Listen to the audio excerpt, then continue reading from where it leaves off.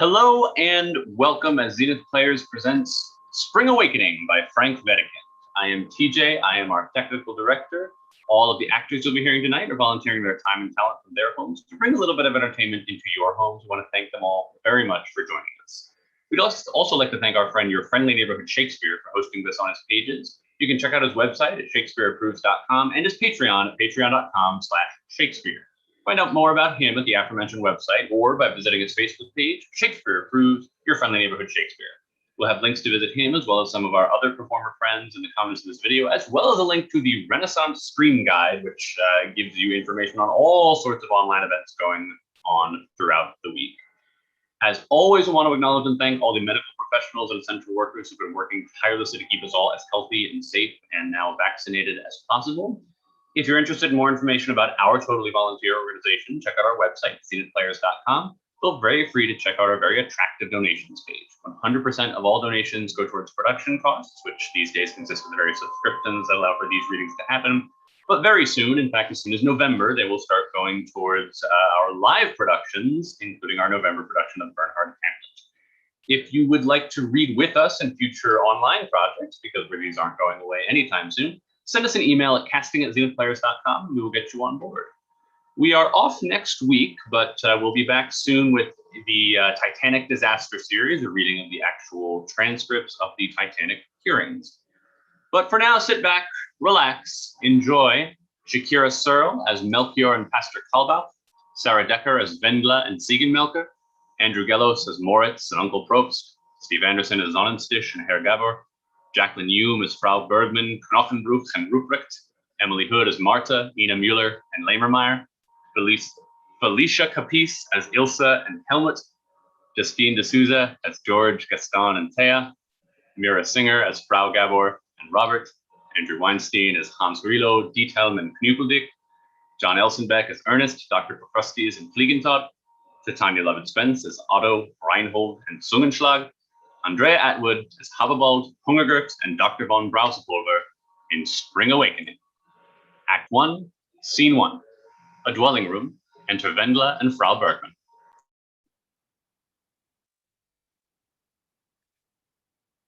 Why have you made my dress so long, Mother?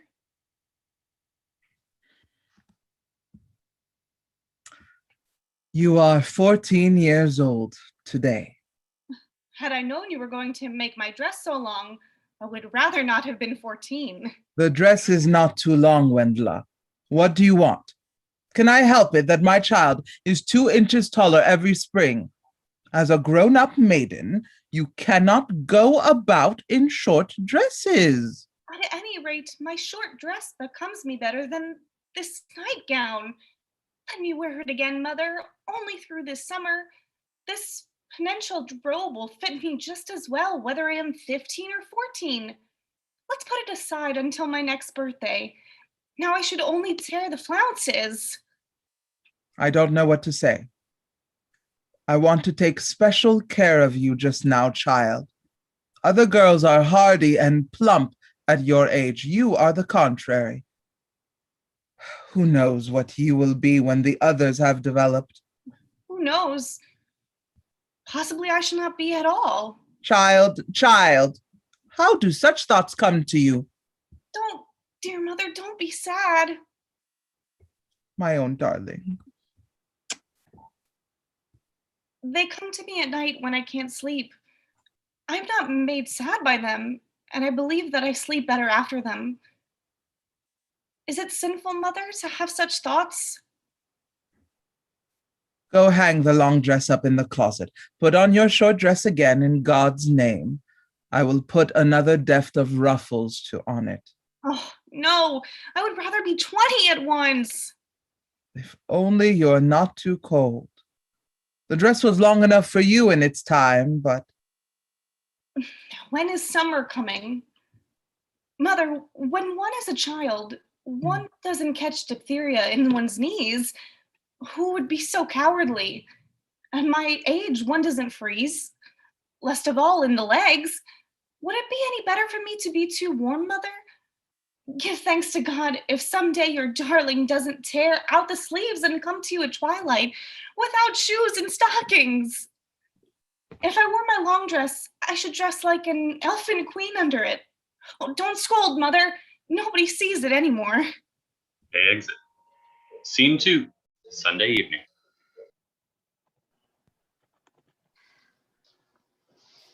This is too tiresome for me. I won't do anything more with it. Then we have others can stop too. Have you the work, Malkaya? Keep right on playing.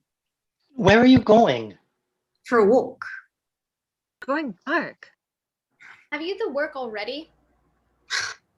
Why shouldn't I go walking in the dark? Central America, Louis XV, 16 verses of Homer, 7 equations. Damn the work! Only Latin composition didn't come tomorrow.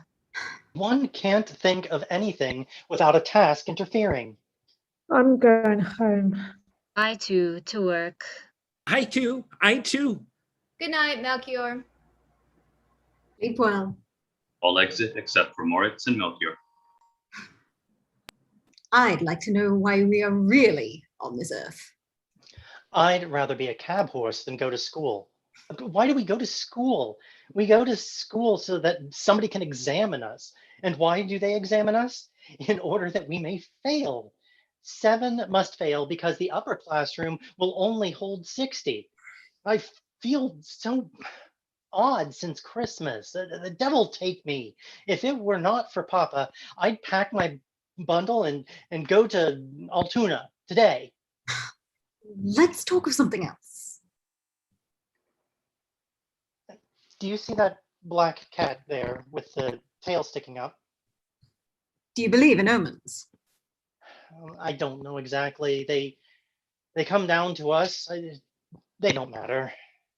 I believe that is the Charybdis on which one runs when one steers clear of the Scylla of religious folly. Let's sit down under that beech tree. The cool wind blows over the mountains. Now I should like to be a young dryad up there in the wood to cradle myself in the topmost branches and be rocked in the livelong night. Unbutton your vest, Melchior. How clothes make one puff up. God knows. It's growing dark, or so dark that one can't see one's hands before one's eyes. Where are you? Do you believe, Melchior, that the feeling of shame in man is only a product of his education? I was thinking of that for the first time the day before yesterday. It seems to me deeply rooted in human nature. Only think, you must appear entirely clothed before your best friend. You wouldn't do so if he didn't do the same thing. Therefore, it's more or less of a fashion. I have often thought that if I have children, boys and girls, I will let them occupy the same room. Let them sleep together in the same bed, if possible. Let them help each other dress and undress night and morning. In hot weather, the boys as well as the girls should wear nothing all day long, but a short white woolen tunic with a girdle. It seems to me that if they grew up that way, they would be easier in mind than we are under the present regulations. I believe so decidedly, Moritz. The only question is, suppose the girls have children.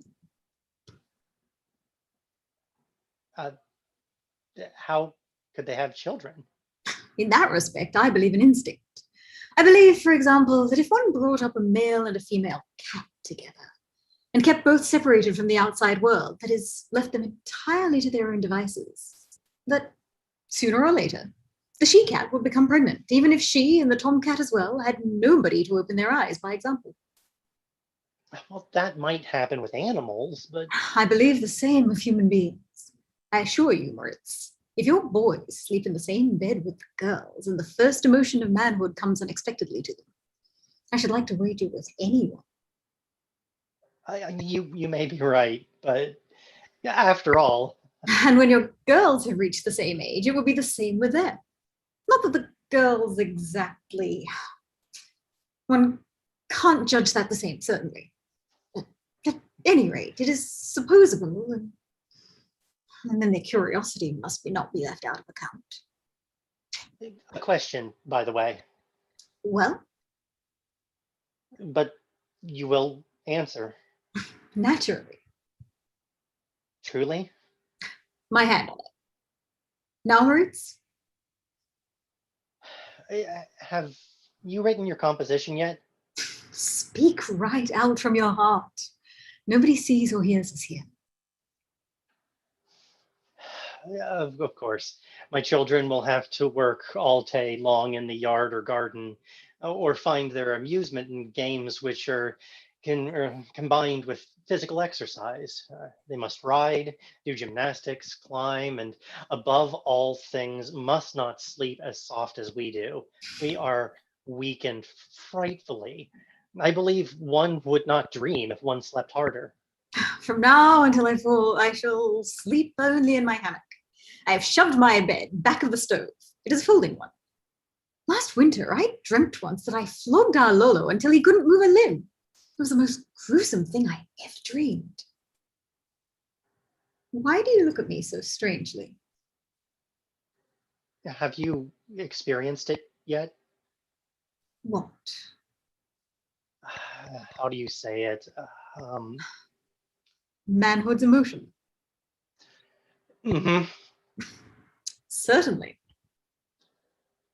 I also. I've known that for a long while, almost for a year. I was startled as if by lightning. Did you dream? Only for a little while, of legs and light blue tights that strode over the teacher's desk. To be correct, I thought they wanted to go over it. I only saw them for an instant. Your Zirschnitz dreamt of his mother. Did he tell you that? Out there on the gallows road. Oh, if only knew what I have endured since that night. Qualms of conscience. Qualms of conscience, the anguish of death. Good. I thought I was incurable. I believed I was suffering from an inward heart. Finally, I became calm enough to begin to jot down the recollections of my life. Yes, yes, dear Melchior, the last 3 weeks have been a Gethsemane for me. I was more or less prepared for it when it came. I felt a little ashamed of it myself, but that was all. And yet you are a whole year younger than I am. I wouldn't bother about that, Moritz. All my experience shows that the appearance of this phantom belongs to no particular age. You know that big Lemmermeyer with the straw-colored hair and the hook nose?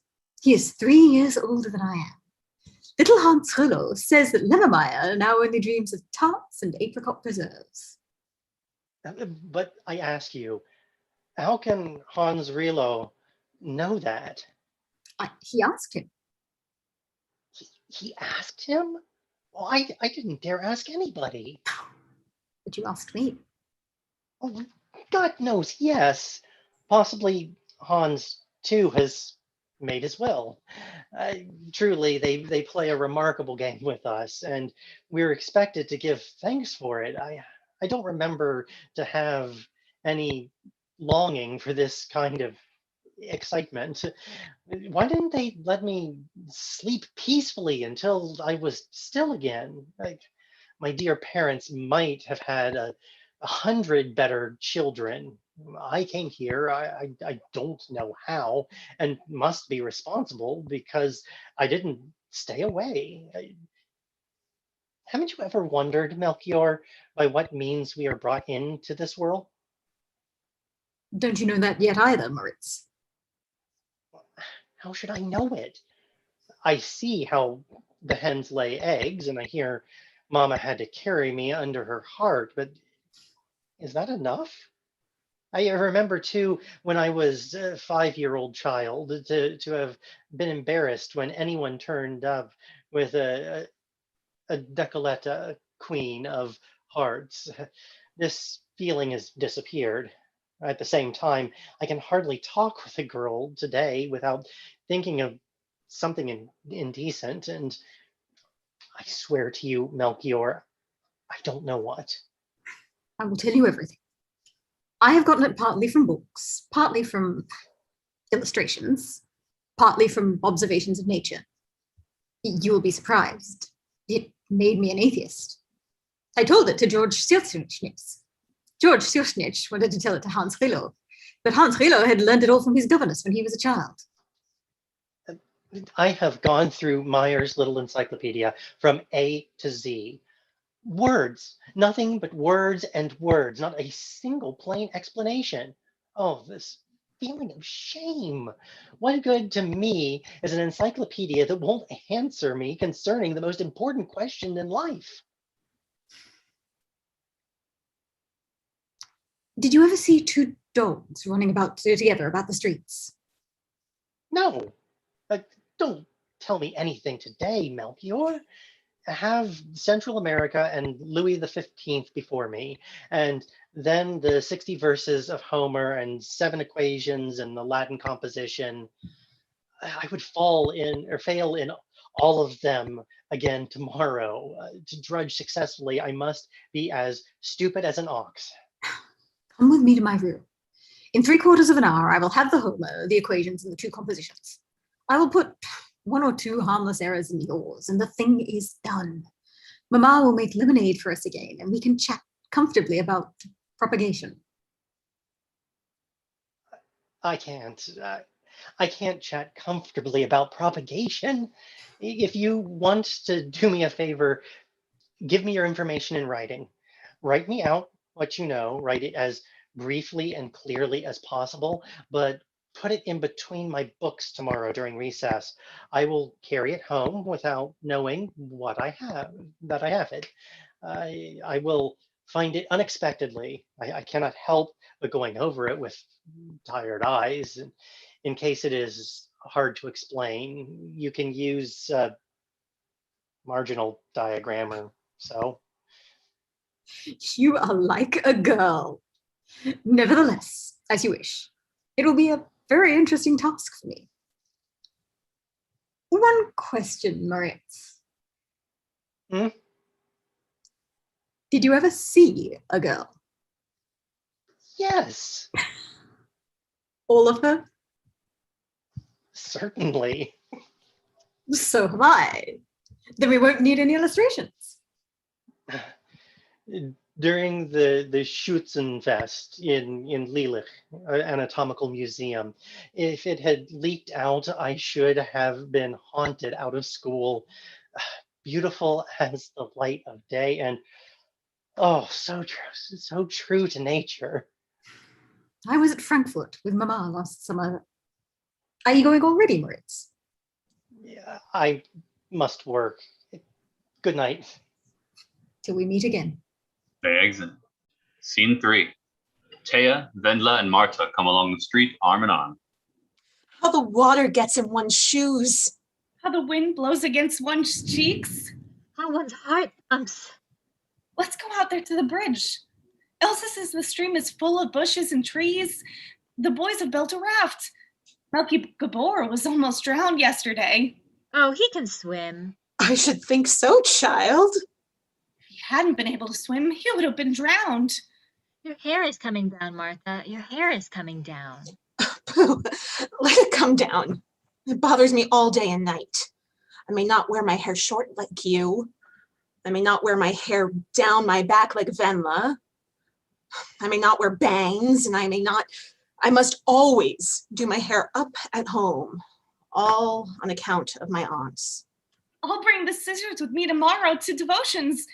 While you are saying, blessed are they who do not stray, I will clip it off. For heaven's sake, Venla. Papa would beat me black and blue, and Mama would lock me up in the coal hole for 3 nights. What does he beat you with, Martha? Marta? It often seems to me as if they would miss something if they didn't have an ill-conditioned brat like me. Why, girl. Are you ever allowed to put a blue ribbon through the top of your chemise? A pink ribbon? Mama thinks a pink ribbon goes well with my big dark eyes. Blue suits me to a T. Mama pulled me out of my bed by the hair. I fell with my hands out on the floor. Mama prayed night after night with us. In your place, I should have run away long ago. There you have it. The reason I'm going away. There you have it. They will soon see. Oh, they will soon see. At least I shall never be able to reproach my mother. Can you imagine, Taya, what Mama meant by it? I can't. Can you, Wendla? I should have simply asked her. I lay on the floor and shrieked and howled. Then Papa came in, rip. He tore off my chemise. Out of the door I went. There you have it. I only wanted to get out into the street that way. That is not so, Marta. I froze. I was locked up. I had to sleep all night in a sack. Never in my life could I sleep in a sack. I only wish I could sleep once for you in your sack. Only one weren't beaten. But one would suffocate in it. Your head is left outside. It's tied under your chin. And then they beat you? No. Only when there is special occasion. Why do they beat you, Marta? Oh, with anything that is handy. Does your mother think it's naughty to eat a piece of bread in bed? No. I believe they enjoy it. Even if they don't say so. If I ever have children, I will let them grow up like the weeds in our flower garden. Nobody worries about them, and they grow so high and thick, while the roses in the bed grow poorer and poorer every summer. If I have children, I shall dress them all in pink. Pink hats, pink dresses, pink shoes. Only the stockings. The stockings shall be black as night. When I go for a walk, they shall march in front of me. And you, Wendla? How do you know that you will have any? Why shouldn't we have any? Well, Aunt Euphemia hasn't any. You goose, that's because she isn't married. Aunt Bauer was married 3 times and she doesn't have a single one. If you have any, Wendla, which would you rather have, boys or girls? Boys. I too, boys. So would I. Better 20 boys than 3 girls. Girls are tiresome. If I weren't a girl already, I certainly wouldn't want it to be one. That's a matter of taste, I believe, Marta. I rejoice every day that I am a girl. Believe me, I wouldn't change places with a king's son. That's the reason I only want boys. That's crazy. Pure craziness, Wendla. But it must be 1,000 times more exciting to be loved by a man than a girl. You don't want to assert that Forest Inspector Farley loves Melita more than she does him? And I do, Taya. Fila is proud. Fila is proud because he is a forest inspector. But Fila has nothing. Melita is happy because she gets 10,000 times more than she is. Aren't you proud of yourself, Wendla? That would be silly. In your place, I should be proud of my appearance. Only look how she steps out. How free her glance is. How she holds herself, Martha. Isn't that pride? Why not? I am so happy to be a girl. If I weren't a girl, I should break down the next time. Your passes and greets them. He has a wonderful head. He makes me think of a young Alexander going to school to Aristotle. Oh dear, Greek history. I don't know how Socrates lays in his barrel when Alexander sold in the ass's shadow. He stands 3rd in his class. Professor Nokenbrook says he can be first if he wants. He has a beautiful brow, but his friend has a soulful look. Morris Stifle. He's a stupid. I've always gotten along well with him. He disgraces anybody who is with him. At Rilo's party, he offered me some bonbons. Only think, Wendla, they were soft and warm. Isn't that... He said he had kept them too long in his trousers pocket. Only think, Melky Gabor told me once that he didn't believe in anything. Not in God, not in hereafter, and anything more in this world. They exit. Scene 4. Park in front of the grammar school. Melchior, Otto, George, Robert, Hans Rilo, and Lehmann.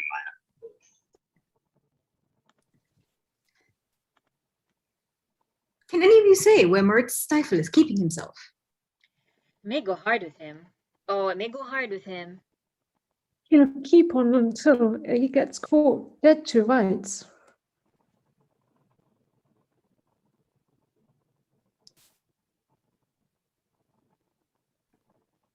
Lord knows I wouldn't want to be in his skin at this moment. What cheek, what insolence. What do you know? What do we know? Now I tell you. I wish I hadn't said anything. So do I. God knows I do. If you don't at once. The long and short of it is, Mort Stiefel has broken into the boardroom. Into the boardroom? Into the boardroom, right after the Latin lesson. He was the last. He hung back intentionally. As I turned the corner of the corridor, I saw him open the door. Devil take! If only the devil doesn't take him. Perhaps the rector didn't take the key. Or Mort Stiefel carries a skeleton key. That may be possible. If he has luck, he'll only be kept in. Guy's getting a demerit mark in his report. If this doesn't result in his being kicked out. There he is! White as a handkerchief. Moritz enters. Moritz, what have you done? Nothing. You're feverish. Oh, from good fortune, from happiness, from jubilation. You were caught? I am promoted. Melchior, I am promoted. Oh, I don't care what happens now. I am promoted. Who would have believed that I should be promoted? I don't realize it yet. I read it 20 times. I couldn't believe it. Oh, good Lord. It's so, I'm promoted. I don't know. I feel so odd that the ground turns around. Melchior, can you realize what I've gone through? I congratulate you, Moritz. Only be happy that you got away with it. Oh, you don't know, Hans. You can't guess what depends on it. For 3 weeks, I've slunk past the door as if it were a hellish abyss. Today, I saw it was ajar. I believe that if someone had offered me $1 million, nothing could have held me. I stood in the middle of the room. I opened the report book, ran over the leaves, found, and during all that time, oh, I shudder. During all that time? During all that time, the door behind me stood wide open. How I got out, how I came down the steps, I don't know. Is Ernest Robel promoted too? Oh, certainly, Hans, certainly. Ernest Robel is promoted too. Then you can't have read correctly. Counting in the dunce's stool, we, with you and Robert, make 61, and the upper classroom cannot accommodate more than 60. I read it right enough. Ernest Robel is given as high a rating as I am. Both of us have conditions to work off. During the first quarter, it will be seen which of us has to make room for the other. Oh, Lord Robel, heaven knows I'm not afraid of myself any longer. I've looked into it too deeply this time for that. I bet 5 marks that you lose your place. You haven't anything. I won't rob you. Lord, but I'll grind from today on. I can say so now. Whether you believe it or not, it's all the same now. I know how true it is. If I haven't been promoted, I would have shot myself. Boaster.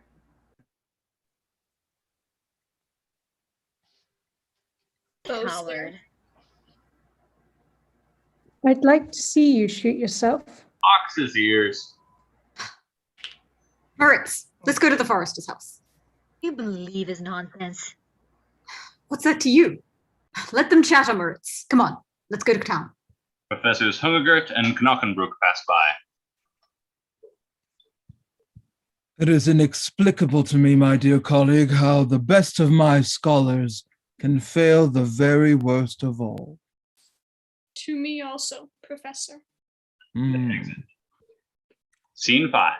A sunny afternoon. Melchior and Vendla meet each other in the wood. Is it really you, Vendla? What are you doing up here all alone? For 3 hours, I've been going from one side of the wood to the other without meeting a soul. And now you come upon me in the thickest part of the thickest part of it. Yes, it's I.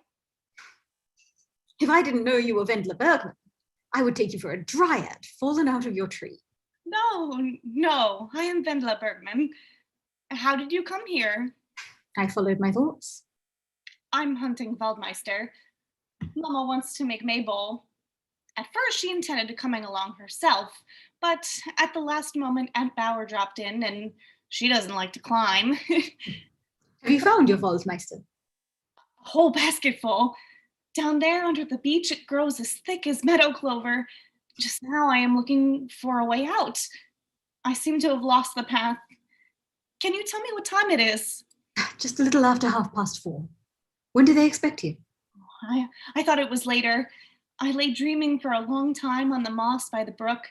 The time went by so fast, I feared it was already evening. If nobody is waiting for you, let us linger here a little longer. Under the oak tree there is my favorite place. If one leans one's head back against the trunk and looks up through the branches at the sky, one becomes hypnotized. The ground is warm yet from the morning sun. For weeks, I've been wanting to ask you something, Vendla. But I must be home at 5 o'clock. We'll go together then. I'll take the basket and we'll beat our way through the bushes so that in 10 minutes we'll be on the bridge. When one lies so with one's head in one's hand, one has the strangest thoughts. What did you want to ask me, Melchior? I've heard, Vendla, that you visit poor people's houses. You take them food and clothes and money also. Do you do that of your own free will? Or does your mother send you? Mother sends me mostly. They are families of day laborers that have too many children. Often the husband can't find work, and then they freeze and go hungry. We have a lot of things which were laid away long ago in our closets and wardrobes, and which are no longer needed. But how did you know it? Do you go willingly or unwillingly when your mother sends you? Oh, I'd love to go. How can you ask? The children are dirty, the women are sick, the houses are full of filth, the men hate you because you don't work. It's not true, Melchior. And if it were true, I'd go just the same. Why just the same, Vendla? I'd go just the same. It would make me all the happier to be able to help them. Then you go to see the poor because it makes you happy. I go to them because they are poor. But if it weren't a pleasure to you, you wouldn't go. Can I help it that it makes me happy? And because of it, you expect to go to heaven. So it's true then, that which has given me no peace for a month past. Can the covetous man help it that it is no pleasure to him to go see dirty, sick children? Oh, surely it would give you the greatest pleasure. And therefore he must suffer everlasting death. I'll write a paper on it and send it to Pastor Karlboch. He is the cause of it. Why did he fool us with the joy of good works? If he can't answer me, I won't go to Sunday school any longer and won't let them confirm me. Why don't you tell your trouble to your dear parents? Let yourself be confirmed. It won't cost you your head. If it weren't for our horrid white dresses and your long trousers, one might be more spiritual. There is no sacrifice. There is no self-denial. I see the good rejoice in their hearts. I see the evil tremble and moan. I see you, Vendla Bergman, shake your locks and laugh while I am as melancholy as an outlaw. What did you dream, Vendla, when you lay in the grass by the brook? Foolishness. Nonsense. With your eyes open. I dreamed I was a poor beggar girl who was turned out in the street at 5 o'clock in the morning. I had to beg the whole long day in storm and bad weather from rough, hard-hearted people. When I came home at night, shivering from hunger and cold, and without as much money as my father coveted, then I was beaten. Beaten. I know that, Wendla. You have the silly children's stories to thank for that. Believe me, such brutal men exist no longer. Yes, Melchior, you're mistaken. Marta Bessel is beaten night after night so that one sees marks of it the next day. Oh, but it must hurt. It makes one boiling hot when she tells it. I'm so frightfully sorry for her that I often cry over it in my pillows at night. For months, I've been thinking how one can help her. I take her place for 8 days with pleasure. One should complain of her father at once, and the child will be taken away from him. Melchior, have never been beaten in my life. Not a single time. I can hardly imagine what it means to be beaten. I have beaten myself in order to see how one felt them in one's heart. It must be a gruesome feeling. I don't believe a child is better for it. Better for what? For being beaten. With the switch, for instance. It's rough and thin. That would draw blood. Would you like to beat me with it once? Who? Me. What's the matter with you, Wendla? What might happen? Oh, be quiet. I won't beat you. Not if I allow you. No, girl. Not even if I ask you, Melchior. Are you out of your senses? I've never been beaten in my life. If you can ask for such a thing. Please. I'll teach you to say please. Hits her. Lord, I didn't notice it in the least. I believe you through all your skirts. Strike me on my legs. Wendla! Strikes her harder. You're stroking me. You're stroking me. You wait, witch. I'll flog Satan right out of you. Throws the switch aside and beats her with his fist so that she breaks out with a frightful cry. He pays no attention to this, but falls upon her as if he were crazy while the tears stream heavily down his cheeks. He springs away, holds both hands to his temples, and rushes into the depths of the wood, crying out in anguish of soul. End of Act 1. Act 2, Scene 1. Evening in Melchior's study. Window is open, a lamp burns on the table. Melchior and Moritz on the divan. Now I am quite happy again, only a little bit excited. But during the Greek lesson, I slept like the besotted Polyphemus. I'm astonished that pronunciations of the ancient tongue doesn't give me an earache. Today, I was within a hair of being late. My first thought on waking was of the verbs in you. Himmel, Herrgott, Teufel, Donnerwetter. During breakfast and all along the road, I conjugated until I saw green. I must have popped off to sleep shortly after 3. My pen made a blot in the book. The lamp was smoking when Matilda woke me.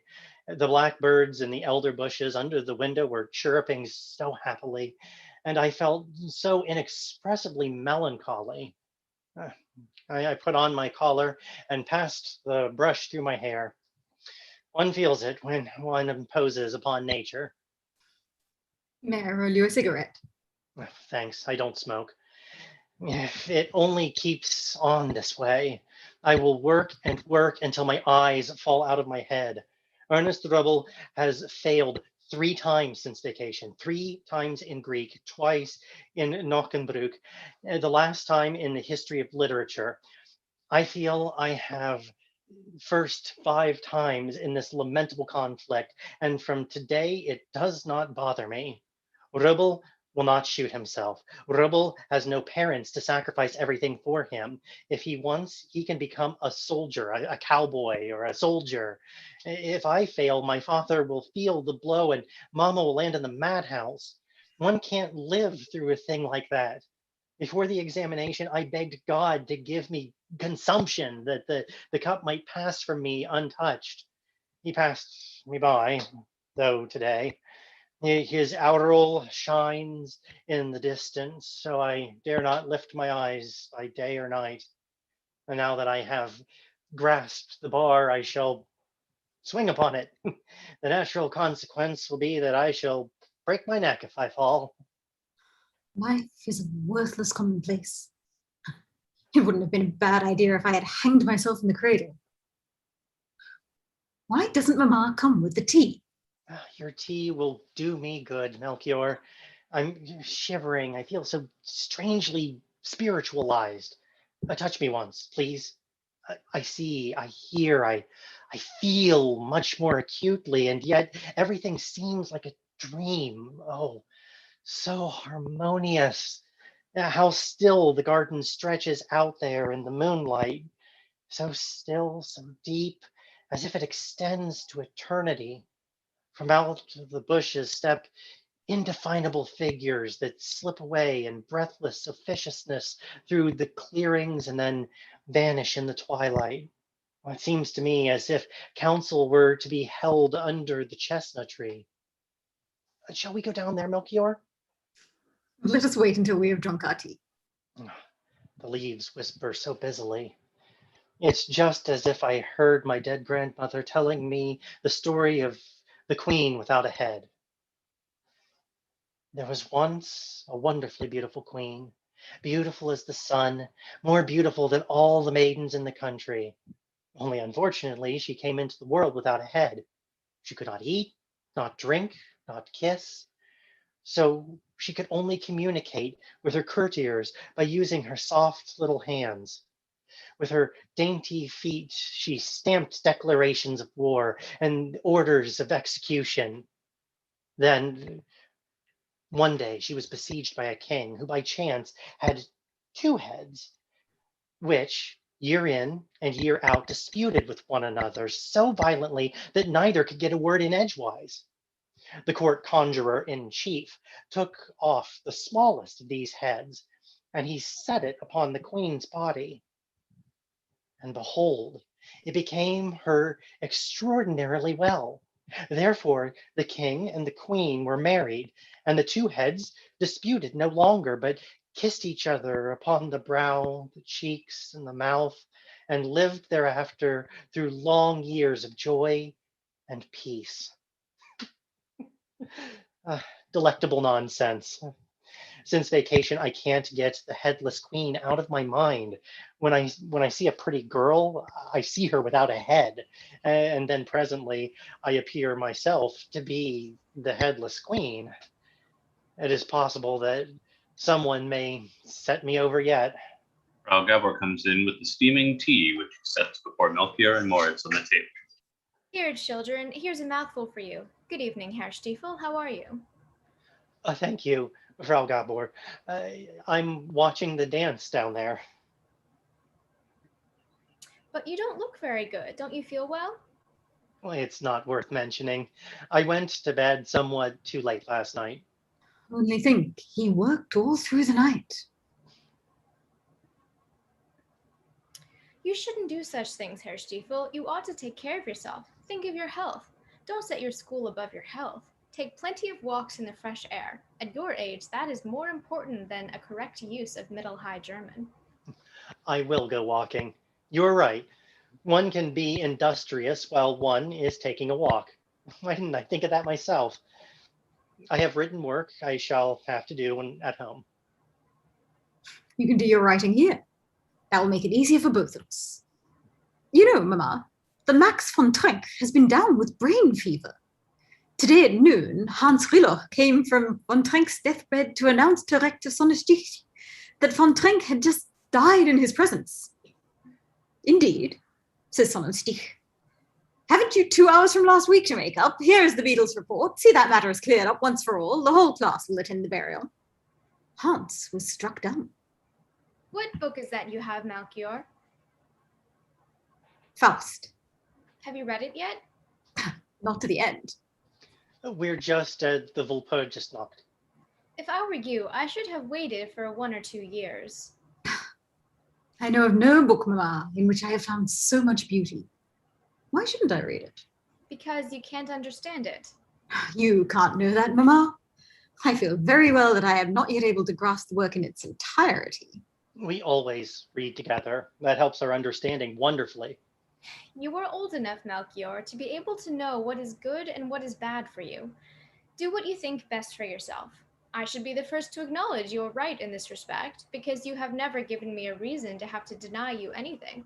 I only want to warn you that even the best can do one harm when one isn't ripe enough in years to receive it properly. I would rather put my trust in you than in conventional educational methods.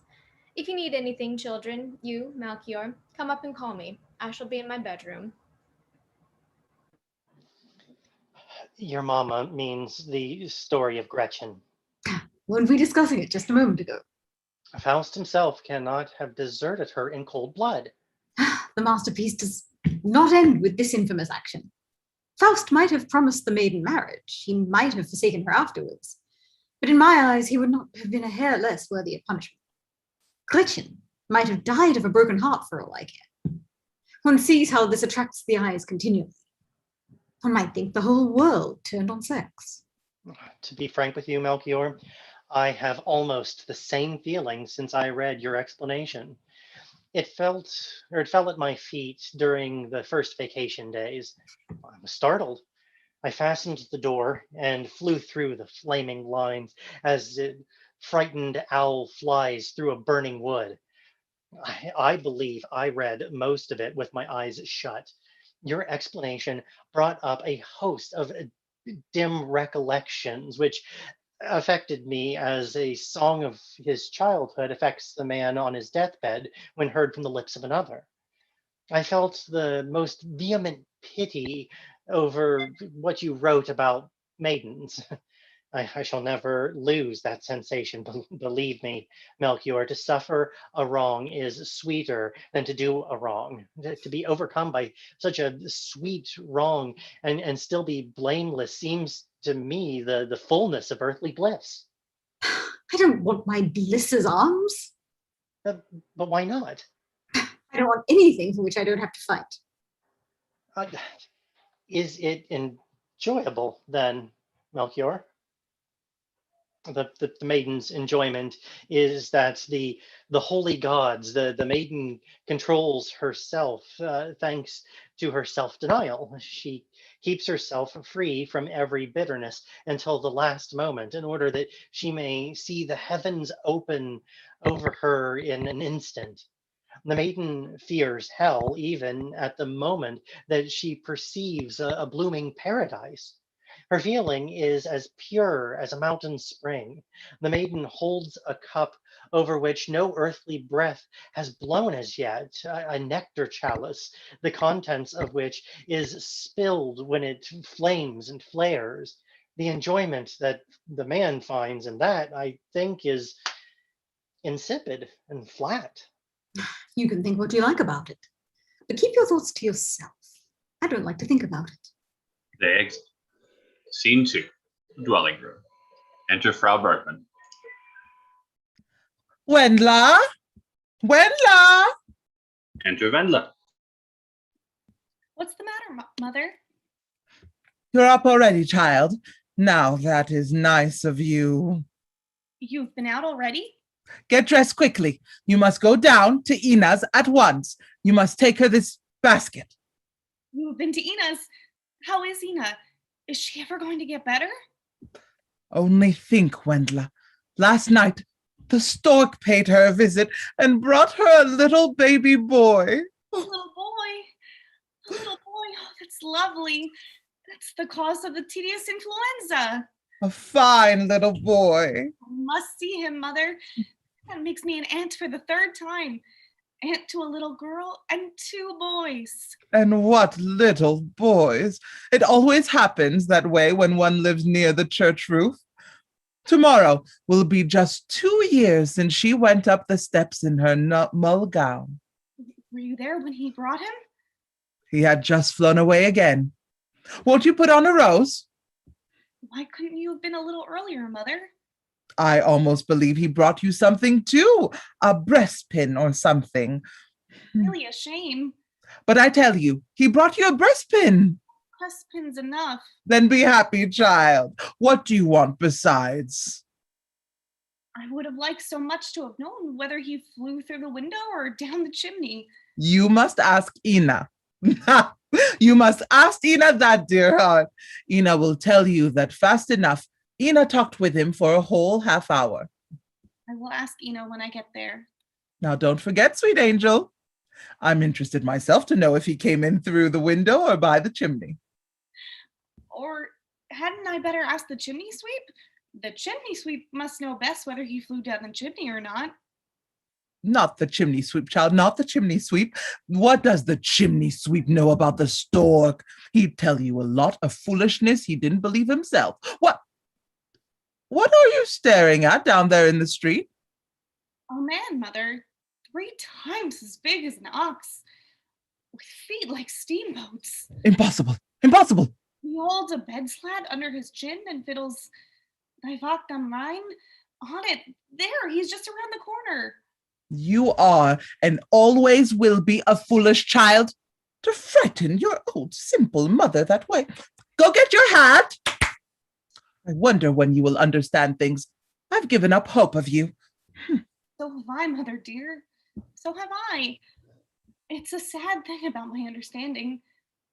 I have a sister who has been married for 2.5 years. I myself have made an aunt for the 3rd time, and I haven't the least idea of how it all comes about. Oh, don't be cross, Mother dear, don't be cross. Whom in the world should I ask but you? Please tell me, dear Mother. Tell me, Mother. I'm ashamed for myself. Please, Mother. Please speak. Don't scold me for asking about it. Give me an answer. How does it happen? How does it all come about? You cannot really deceive yourself that I, who am 14 years old, still believe in the stork. Good Lord, child, but you are peculiar. What ideas you have. I really can't do that. But why not, Mother? Why not? It can't be anything ugly if everybody is delighted over it. Oh, God, protect me. I deserve... Oh, go get dressed, child. Go get dressed. I'll go. And suppose your child went and asked the chimney sweep? But that would be madness. Come here, child. Come here. I'll tell you. I'll tell you everything. Oh, almighty goddess. Only not today, Wendla. Tomorrow. The next day. Next week. Anytime you want, dear heart. Tell me today, Mother. Tell me now. Right away. Now that I have seen you so frightened, I can never be peaceful until you do. I can't do it, Wendla. Why can't you, Mother? Dear, I will kneel here at your feet and lay my head in your lap. You can cover my head with your apron and talk as if you were entirely alone in the room.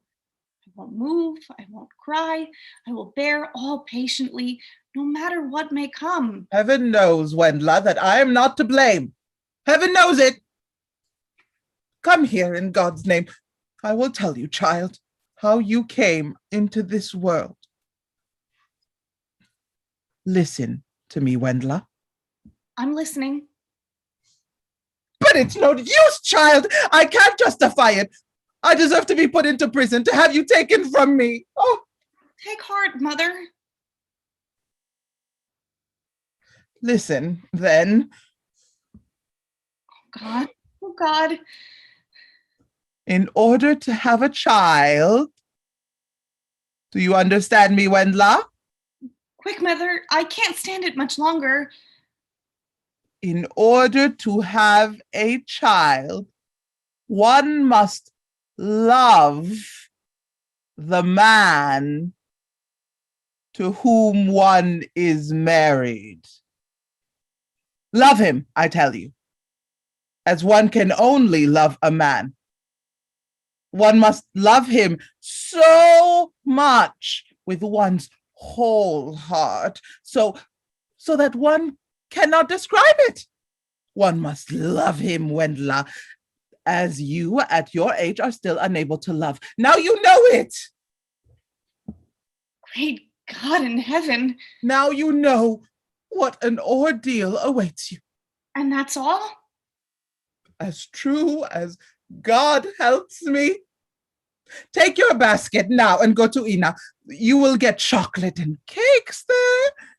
Come, let's look you over. The lace shoes, the silk gloves, the sailor blouse, the rose in your hair. Your dress is really becoming much too short for you, Wendla. Did you get meat for lunch, Mother? The good God protect and bless you. I will find an opportunity to add a handbreadth of flounces to the bottom. They exit. Scene 3. Enter Hans Grillo with a light in his hand. He fastens the door behind him and opens the lid. He takes a reproduction of the Venus of Palma Vecchio from his bosom. Have you prayed tonight, Desdemona?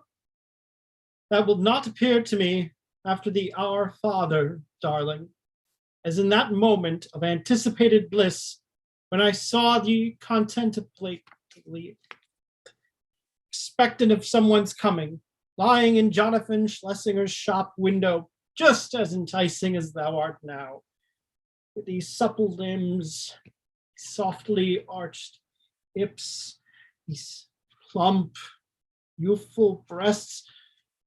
Oh, how intoxicated with joy the great master must have been when his glance strayed over the 14-year-old original stretched out upon the divan. Wilt thou not visit me for a while in my dreams?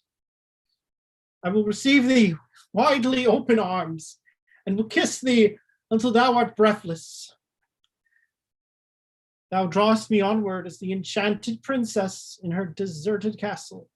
Portals and doors open themselves as if by an unseen hand, while the fountain in the park below begins to splash joyously. It is the cause. It is the cause. The frightful beating in my breast shows thee that I do not murder thee from frivolous emotion. The thought of my lonely nights strangling me. Swear to thee, child, on my soul, that it is not satiety which rules me. Who could ever boast of being satiated of thee? Thou suckest the marrow from my bones. Thou bendest my back. Thou robbest my youthful eyes of their last spark of brilliancy. Thou art so arrogant toward me in thy inhuman modesty, so galling with thy immovable limbs. Thou or I, and I have won the victory. Suppose I count them, all those who sleep, with whom I have fought the same battle here.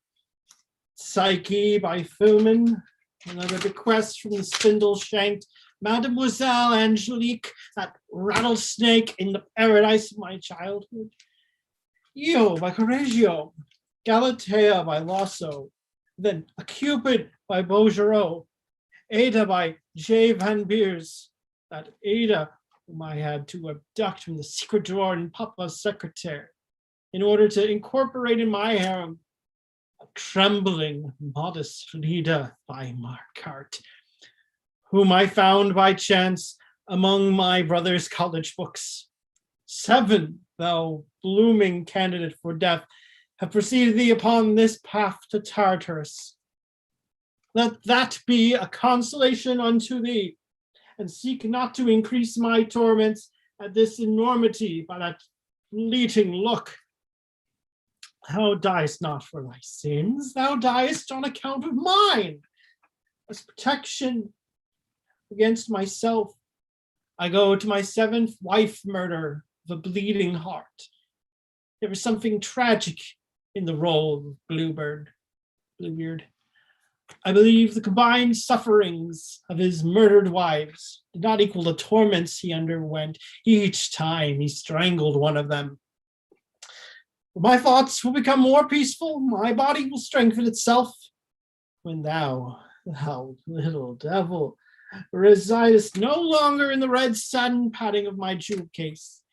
In place of thee, I will indulge in wanton joyousness of Bodenhausen's Lorelei, or Linger's Forsaken One, or Der Fager's Loney, so I should be all the quicker. A quarter of a year more, perhaps thy unveiled charms, sweet soul, would begin to consume my poor head as the sun does a pat of butter.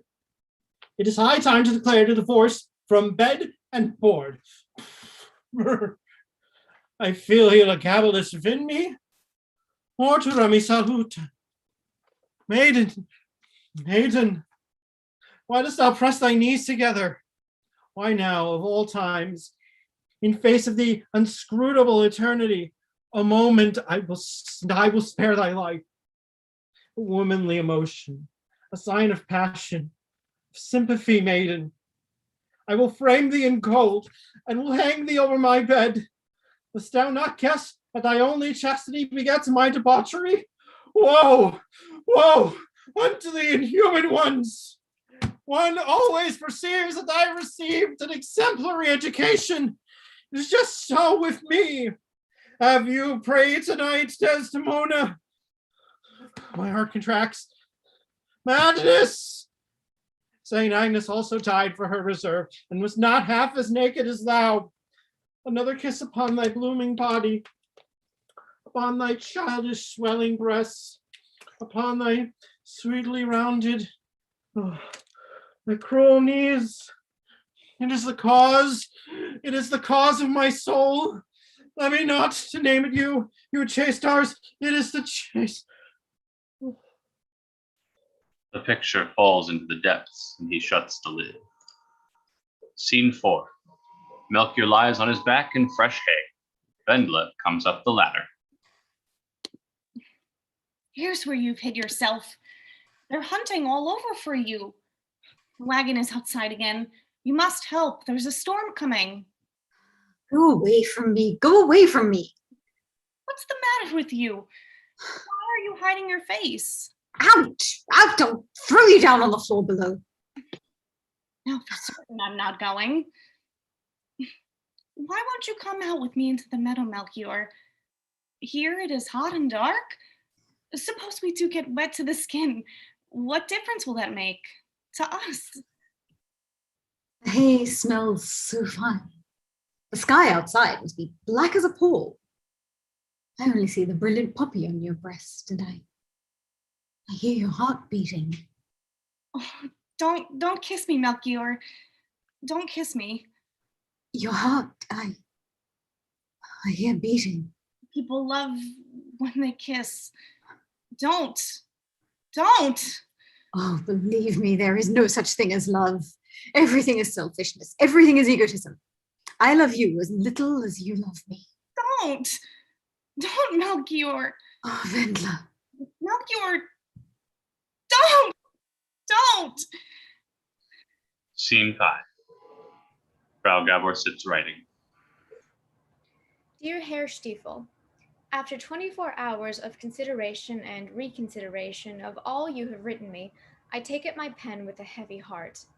I cannot furnish you with the necessary amount for the voyage to America. I give you my word of honor. In the first place, I have not that much to my credit, and in the second place, if I had it, it would be the greatest sin imaginable for me to put into your hands the means of accomplishing such an ill-considered measure. You will be doing me a bitter wrong, Herr Stiefel, if you see a sign of lack of love in my refusal. On the contrary, it would be the greatest neglect of my duty as your motherly friend were I to allow myself to be affected by your temporary lack of determination, so that I also lost my head and blindly followed my first fleeting impulse. I am very ready, in case you desire it, to write to your parents. I should seek to convince your parents that you have done what you could during this quarter, that you have exhausted your strength, that a rigorous judgment of your case would not only be inadvisable, but might be in the greatest degree prejudicial to your mental and bodily health. That you imply a threat to take your own life in case flight is impossible for you, to speak plainly, has somewhat surprised me. No matter how undeserving is a misfortune, Herr Stiefel, one should never choose improper means to escape it. The way in which you, to whom I have always done only good, want to make me responsible for a possible frightful action on your part, has something about it which, in the eyes of an evil-thinking person, might be misconstrued very easily. I must confess that this outbreak of yours, you who know so well what one owes to oneself, is the last thing for which I was prepared. However, I cherish the strong conviction that you are laboring yet too much under the shock of your first fright to be able to understand completely your action. And therefore, I hope with confidence that these words of mine will find you already in better spirits. Take up the matter as it stands. In my opinion, it is unwise to judge a young man by his school record. We have too many examples of bad students becoming distinguished men, and on the other hand, of brilliant students not being at all remarkable in life. At any rate, I can assure you that your misfortune, as far as it lies with me, shall make no difference in your association with Melchior. On the contrary, it will afford me the greatest pleasure to see my son going with a young man who, let the world judge him as it will, is able to win my fullest sympathy. And therefore, hold your head high, Herr Stiefel. Such a crisis as this comes to all of us and will soon be surmounted. If all of us had recourse to dagger or poison in such cases, there would soon be no men left in the world.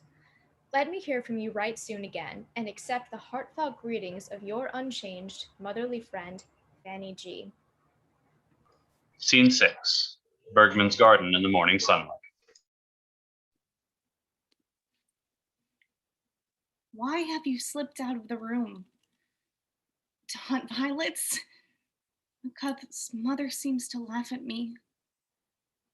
Why can't you bring your lips together anymore? I don't know. Indeed, I don't know. I can't find words. The path is like a velvet carpet. No pebbles, no thorns. My feet don't touch the ground. Oh, how I slept last night. Here they are. I have become as grave as a nun at communion. Sweet violets. Peace, little mother. I will put on my long dress. Oh God, if somebody would come upon whose neck I could fall and tell. Scene 7. Evening twilight. Light clouds in the sky. The path straggles through low bushes and coarse grass. Flow of the stream is heard in the distance. Better and better. I am not fit. Another may be able to climb to the top. I pull the door behind me and step into the open. I don't care enough about it to let myself be turned back. I haven't succeeded in forcing my way. How shall I force my way now? I have no contract with God. Let them make out of the thing what they will. I have been forced. I do not hold my parents answerable. At the same time, the worst must fall upon them. They were old enough to know what they were doing. I was a weakling when I came into the world, or else I would have been wise enough to become another being. Why should I be forced to pay for the fact that the others were already here? I must have fallen on my head. If anybody makes a present of me of a mad dog, I'll give him back a mad dog. And if he won't take back his mad dog, then I am human and I must have fallen on my head. A man is born by chance and should not, after mature consideration, it is to shoot oneself dead. The weather, at least, has shown itself considerate. The whole day it looked like rain, and yet it is held off. A rare peace rules in nature. Nowhere anything dazzling, exciting. Heavens and earth are like a transparent fabric, and everything seems so happy. The landscape is as sweet as a melody of a lullaby. Sleep, little prince, sleep on, as as Fräulein Chandulia sang. It's a shame she holds her elbows so awkwardly. I danced for the last time at Cakelinfest. Sandulia only dances with good matches. Her silk dress cuts low in the front and in the back down to her girdle, and in the front down unconscionably low. She couldn't have worn a chemise. That might be something able to affect me yet. More than half curiosity. It must be a wonderful sensation. A feeling as if one were being carried through the rapids. I should never tell anybody that I was experiencing something untried before. I would act as if I had done it all. There is something shameful in growing up to be a man without having learned the chief function of masculinity. You come from Egypt, honorable sir, and have not seen the pyramids? I will not cry again today. I will not think of my burial again. Melchior will lay a wreath on my coffin. Pastor Kalbrock will console my parents. Rector Somestich will cite examples from history. It is possible that I shall not have a tombstone. I had wanted a snow white marble urn on a pedestal of black cyanite. Thank God I shall not miss them. Monuments are for the living, not for the dead. I should need a whole year to say farewell to everything in my thoughts. I will not cry again. I am so happy to be able to look back without bitterness.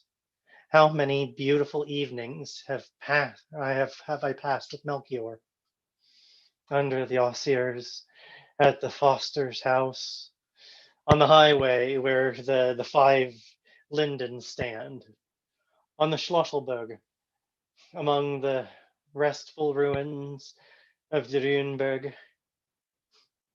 When the hour comes, I will think with all my might of whipped cream. Whipped cream doesn't stay firm. It falls and leaves a pleasant aftertaste. I had thought men were infinitely worse. I haven't found one who didn't want to do his best. Many have suffered with me on my own account. I wander to the altar like the ancient Etrurian youth whose dying rattle wrought his brother's prosperity for the coming year. I experience, bit by bit, my mysterious awe of liberation. I sob with sorrow over my lot. Life has turned its gold shoulder to me. I see earnest, friendly glances luring me there in the distance. The headless queen. The headless queen. Compassion awaiting me with open arms. Your commands concern minors. I carry my free ticket in myself. If the shell stinks, if the shell sinks, the butterfly flits from it. The delusion no longer holds. You should drive nomad bargains with a swindle. Mists close in. Life is bitter on the tongue. Ilsa enters in torn clothing and grabs him by the shoulder from behind. What have you lost?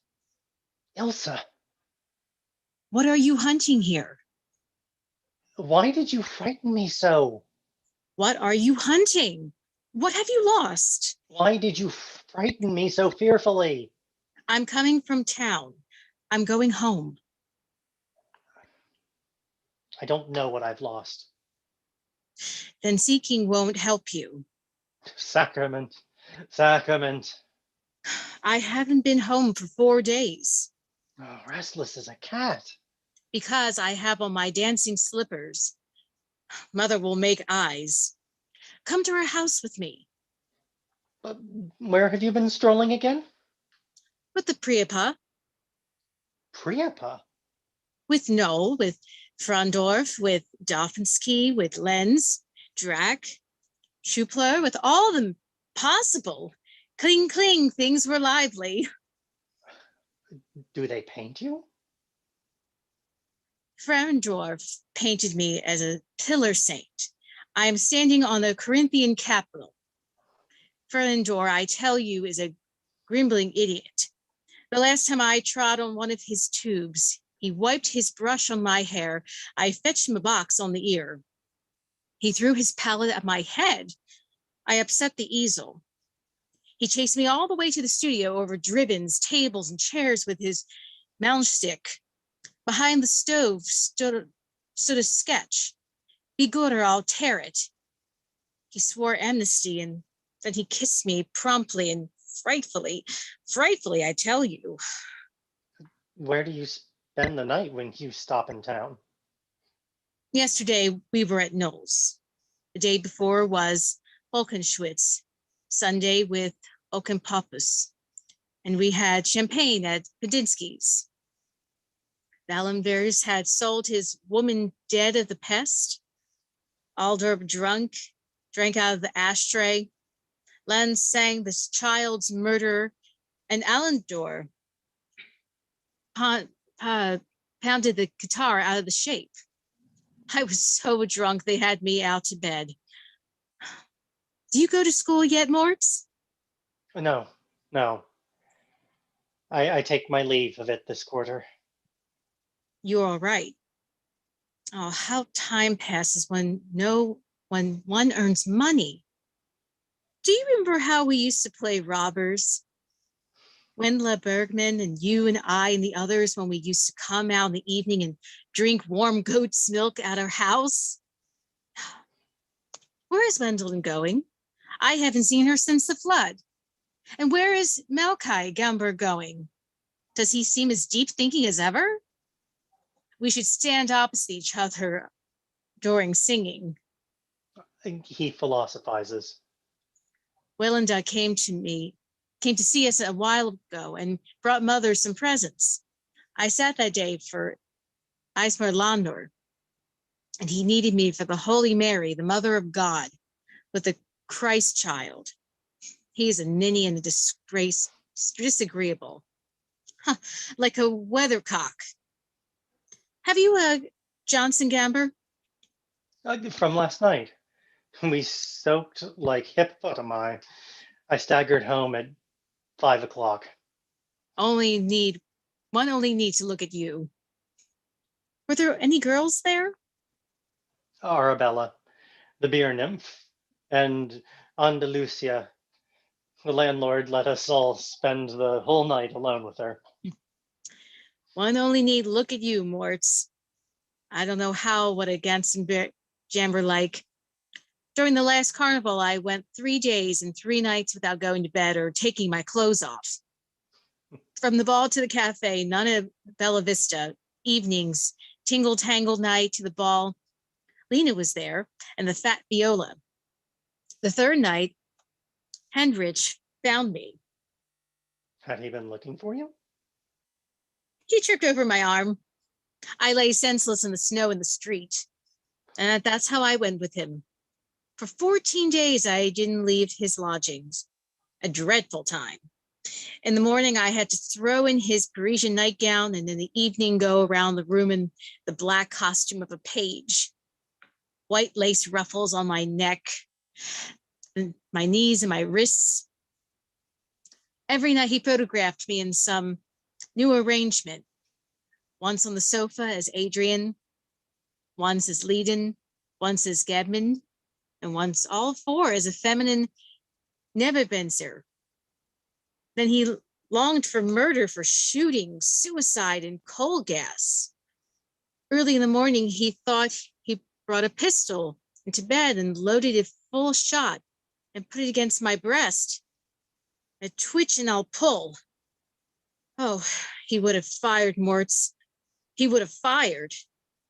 And then he would have put that thing in his mouth and like a blowpipe. That awoke the feeling of self-preservation. And then, the shot might have gone through my spine. Is Heinrich living yet? Well, how do I know? Over the bed was a large mirror set in the ceiling. The roof seemed as high as a tower and as bright as an opera house, and one saw oneself hanging over down-bodied from heaven. And I had frightful dreams that night. Oh God, if it were only day. Good night, Isel. When you are asleep, you'll be a pretty to murder. Is this Heinrich living yet? Please God, no. One day he went for an absent, and I put in a mantle and ran out into the street. The carnivals was over. The police arrested me. What was I doing in man's clothes? They took me to the central station.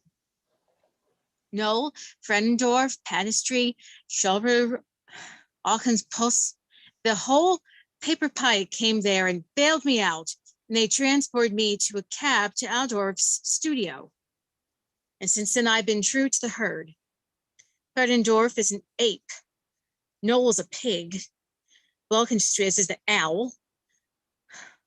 Olsen is a hyena, and Auchenspuss is a camel. Therefore, I love one and all of them the same, and wouldn't attach myself to anyone else, even if the world were full of archangels and millionaires. I must go back, Ilse. Come as far as our house with me. What for? What for? To drink warm goat's milk. I will fringe your hair and hang a little bell around your neck, and then we'll have another kid with which you can play. I must go back. I have yet the Sassonatus, the Sermon on the Mount, and the Parallelopipedon on my thoughts. Good night, Elsa. Sleep well.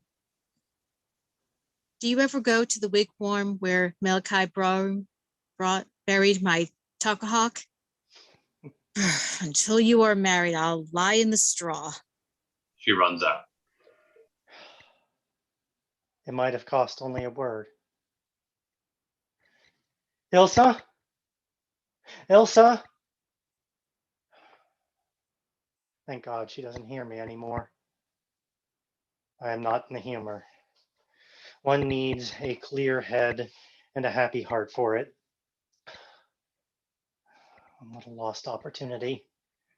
I would have said that I had many crystal mirrors over my bed, that I had trained an unbroken filly, that I had her proudly march in front of me on the carpet in long black silk stockings and black patent leather shoes, long black gloves, black velvet about her neck.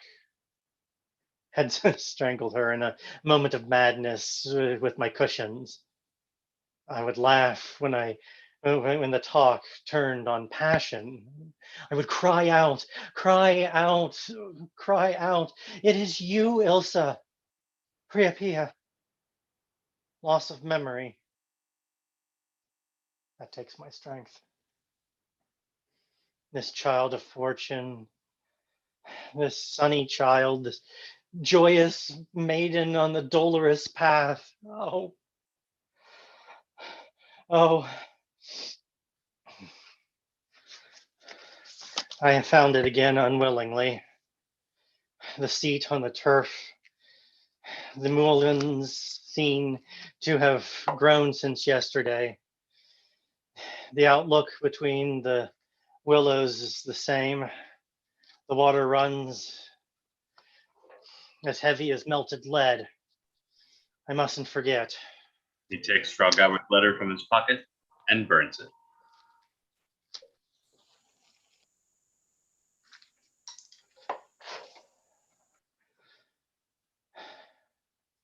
How the sparks fly. Here and there, downward and upward. Souls. Shooting stars. Before I struck a light, one could see the grass and a streak on the horizon. Now it is dark. Now I shall never return home again. End of Act 2. Act 3, Scene 1. The boardroom. On the walls, pictures of Pestalozzi and Jean-Jacques Rousseau. Professors Affenschmaltz, Knuppeldick, Hungergurt, Knochenbrook, Zungenschlag, and Fliegentor are seated around a green-covered table over which are burning several gas jets. At the upper end, on a raised seat, is Rector Sonnenstich. Beadle Hababald squats near the door. Has any gentleman something further to remark? Gentlemen, we cannot help moving the expulsion of our guilty pupil before the National Board of Education. There are the strongest reasons why we cannot. We cannot because we must expiate the misfortune which has fallen upon us already. We cannot because of our need to protect ourselves from similar blows in the future. We cannot because we must chastise our guilty pupil for the demoralizing influence he exerted upon his classmates. We cannot, above all, because we must hinder him from exerting the same influence over his remaining classmates. We cannot ignore the charge. And this, gentlemen, is possibly the weightiest of all, of any pretext concerning a ruined career, because it is our duty to protect ourselves from an epidemic of suicide, similar to that which has broken out recently in various grammar schools, and which until today has mocked all attempts of the teachers to shackle it by any means known to advanced education. Now, has any gentleman something further to remark? I can rid myself of the conception no longer that it is time at last to open a window here. There is the atmosphere here, like the catacombs, like that in the document room of a former chamber of justice at Whistler. Hababald! At your service, Herr Rector. Open a window. Thank God there's fresh air enough outside. Has any other gentleman anything to say? If my associate wants to have a window opened, I haven't the least objection to it. Only I should like to ask that the window opened is not the one directly behind my back. Hababald! At your service, Herr Rector. Open the other window. Has any other gentleman anything to remark? Without wishing to increase the controversy, I should like to recall the important fact that the other window has been walled up since vacation. Hababald! At your service, Herr Rector. Leave the other window shut. I find it necessary, gentlemen, to put this matter to a vote. I request those who are in favor of having the only window which can enter into this discussion opened to rise from their seats. 1, 2, 3. 1, 2, 3. Hababald! At your service, Herr Rector. Leave that window shut likewise. I, for my part, am of the opinion that the air here leaves nothing to be desired. Has any gentleman anything further to remark? Let us suppose that we omitted to move the expulsion of our guilty pupil before the National Board of Education. And the National Board of Education would hold us responsible for the misfortune that has overwhelmed us. The various grammar schools visited by the epidemic of self-murder, those in which the devastation of self-murder has reached 25%, have been closed by the National Board of Education. It is our duty, as the guardians and protectors of our institute, to protect our institute from this staggering blow. It grieves us deeply, gentlemen, that we are not in a position to consider the other qualifications of our guilt-laden pupil as mitigating circumstances. An indulgent treatment which would allow our guilty pupil to be vindicated would not in any conceivable way imaginable vindicate the present imperiled existence of our institute. We see ourselves under the necessity of judging the guilt-laden that we may not be judged guilty ourselves. Hababald! At your service, Herr Rector. Bring him up. Hababald exits. If the present atmosphere leaves little or nothing to desire, I should like to suggest that the other window be walled up during the summer vacation. If our esteemed colleague Zungenschlag does not find our room ventilated sufficiently, I should like to suggest that our esteemed colleague Zungenschlag should have a ventilator set into his forehead. I don't understand that. I don't have to stand the rudeness. I have my 5 senses. I must ask our esteemed colleagues, Fliegenthal and Jugenschlag, to preserve decorum. Seems to me our guilt-laden pupil is already on the stairs. Abelwald opens the door and enter Melchior. Come nearer to the table. After Herr Stiefel became aware of the profligate deed of his son, the distracted father searched the remaining effects of his son Moritz, hoping, if possible, to find the cause of the abominable deed, and discovered among them, in an unexpected place, a manuscript, which, while it did not make us understand the abominable deed, threw an unfortunate and sufficient light upon the moral disorder of the criminal.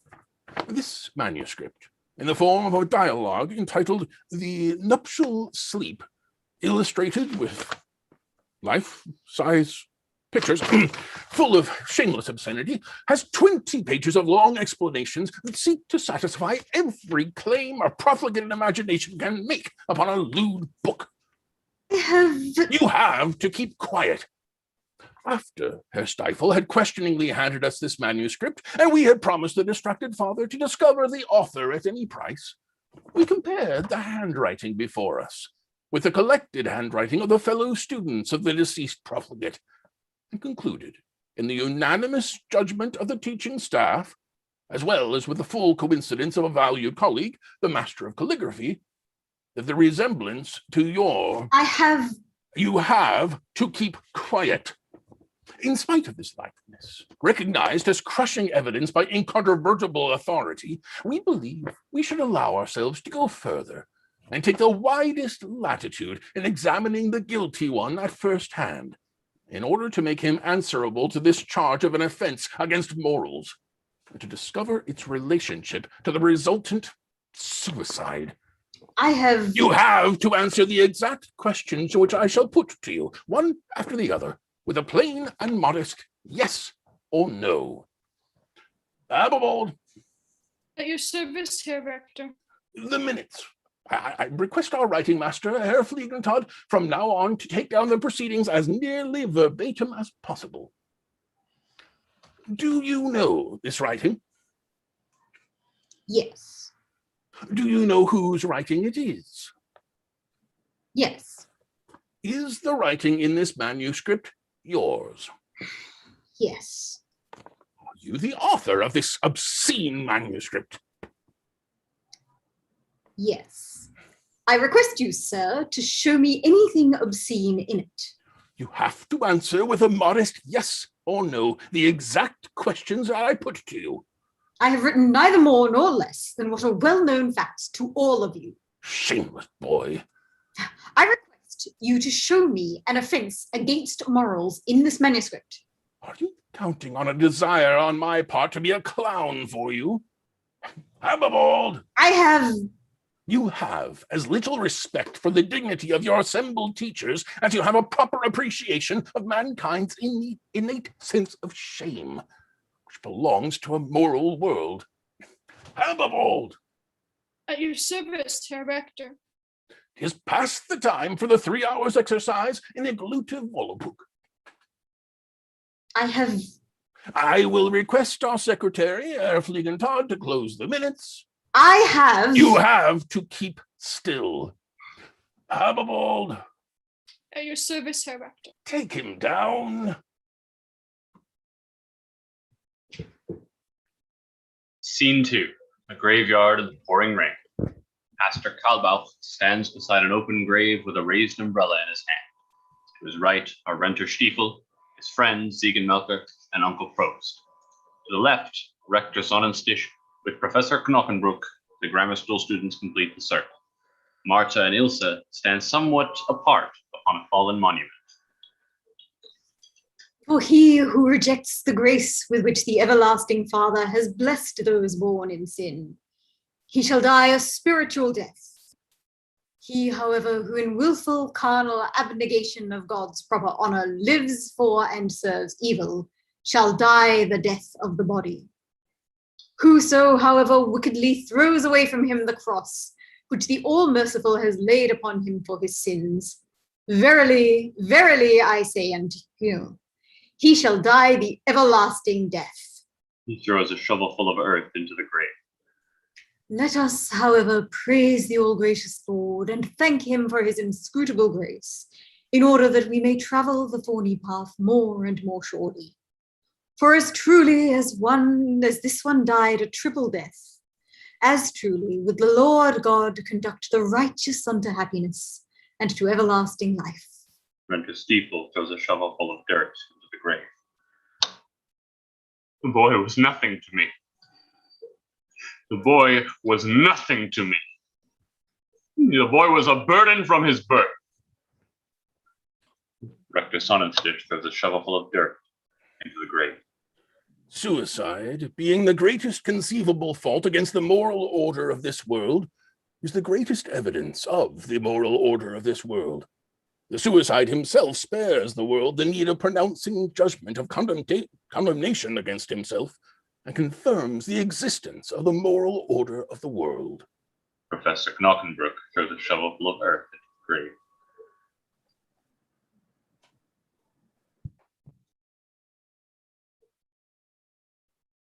Wasted, soiled, debauched, tattered, and squandered. Uncle Prost throws a shovel of earth into the grave.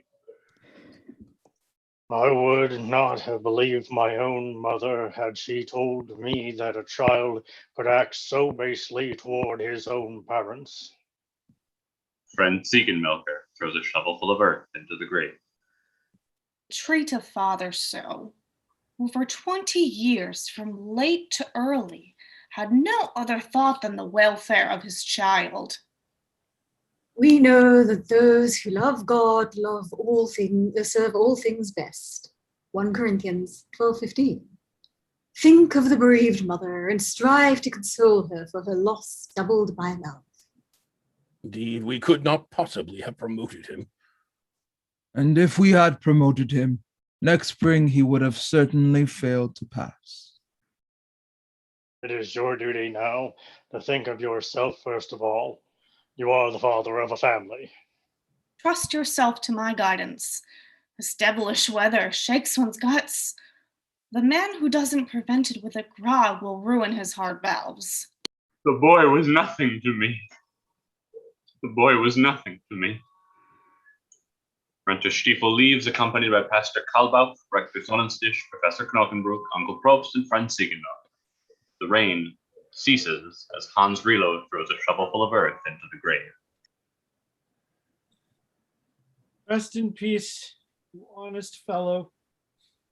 Read my eternal brides for me, those sacrificed remembrances, and commend me respectfully to the grace of God. Oh, wow. They will put a scarecrow on top of your grave because of your angelic simplicity. Did they find the pistol? There's no use looking for the pistol. Did you see him, Robert? It's a damned infernal swindle. Who did see him? Who did? He was hidden. They threw a covering over him. With his tongue hanging out? His eyes. That's why they threw the cloth over him. Frightful. Do you know for certain that he hanged himself? They say he has no head left. Incredible. Nonsense. I have the clue in my hands. I have never seen a man who hanged himself that they haven't thrown a cloth over. Couldn't have taken his leave in a vulgar way. The devil. Hanging is pretty enough. He owes me 5 marks. We had a bet. He swore he would keep his place. You are to blame for his lying there? You called him a boaster. Nonsense. I too must grind away all night. If he had learned the history of Greek literature, he would not have had to hang himself. You have your composition, Otto? First comes the introduction. I don't know at all what to write. Weren't you there when Affenschmoss gave us a theme? I'll fake up something out of Democritus. I will if there is anything left to be found in Meyer's little encyclopedia. Have you your Virgil for tomorrow? The schoolboys leave. Marta and Ilsa approach the grave. Quick, quick. Here are the grave diggers coming. Hadn't we better wait, Ilsa? For what? We'll bring fresh ones, always fresh ones. There are enough growing. You're right, Ilsa. Marta throws a wreath of ivy onto the grave. Ilsa drops her apron and allows a shower of fresh anemones to rain down on the coffin. I'll dig up our roses. I'll be beaten for it.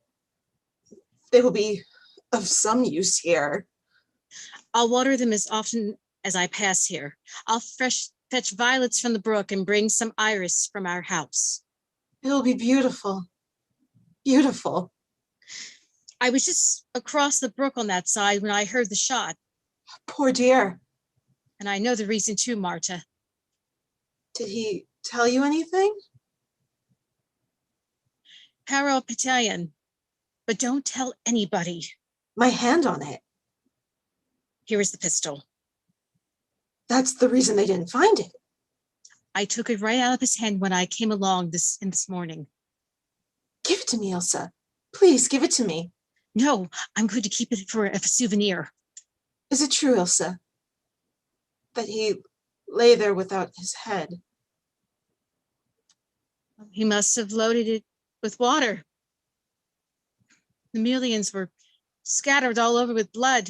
His brains were scattered about the pasture. They exit. Scene 3. Herr and Frau Gabor. They needed a scapegoat. They did not dare meet the charge that was made everywhere against themselves. And now that my child has the misfortune to run his head into the noose at the right moment, shall I, his own mother, help to end the work of his executioners? God keep me from it.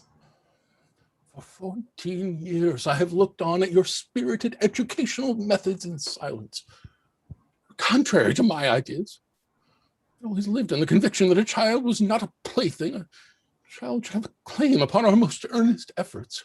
I said to myself, if the spirit and the grace of the one parent are able to compensate for the serious maxims of the other, you may be given preference over the serious maxims. I am not reproaching you, Fanny.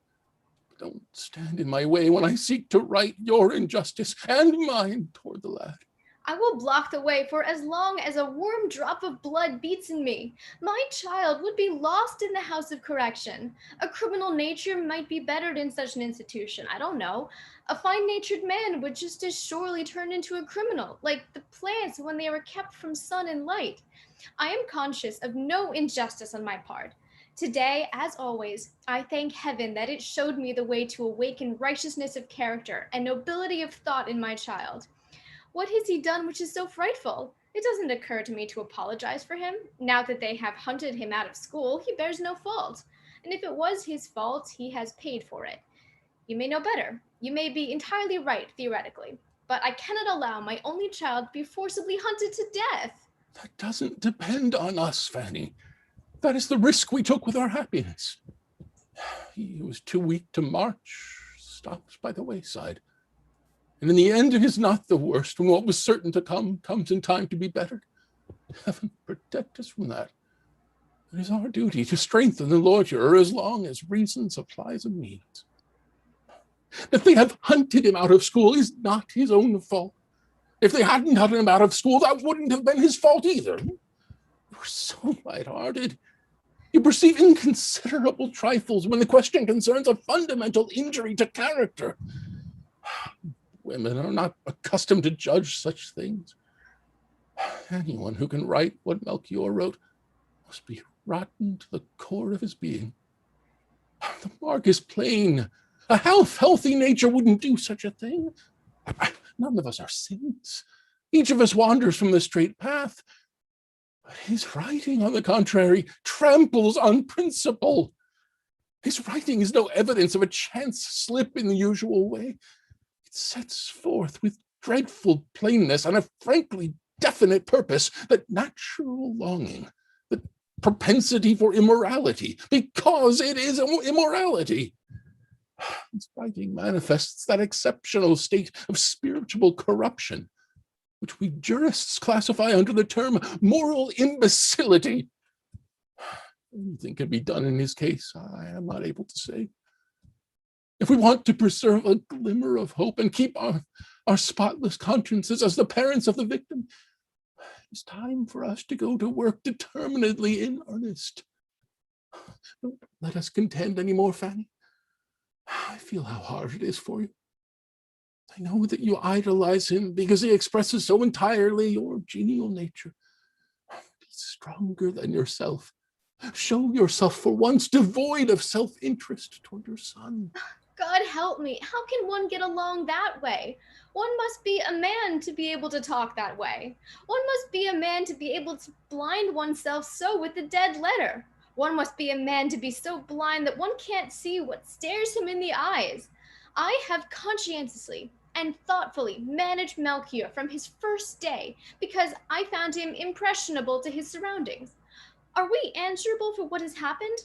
A tile may fall off the roof upon your head tomorrow, and then comes your friend, your father, and instead of taking care of you, tramples upon you. I will not let my child be destroyed before my eyes. That's the reason I'm his mother. It is inconceivable. It is not to be believed. What did he write then, after all? Isn't it the most striking proof of his harmlessness, of his stupidity, of his childish obscurity that he can write so? One must possess no intuitive knowledge of mankind. One must be an out-and-out bureaucrat or weak in intellect to scent moral corruption here. Say what you will. If you land Melchior in the House of Correction, I will get a divorce. Then let me see if I can't help find some means somewhere in the world to rescue my child from destruction. You must prepare yourself for it. If not today, then tomorrow.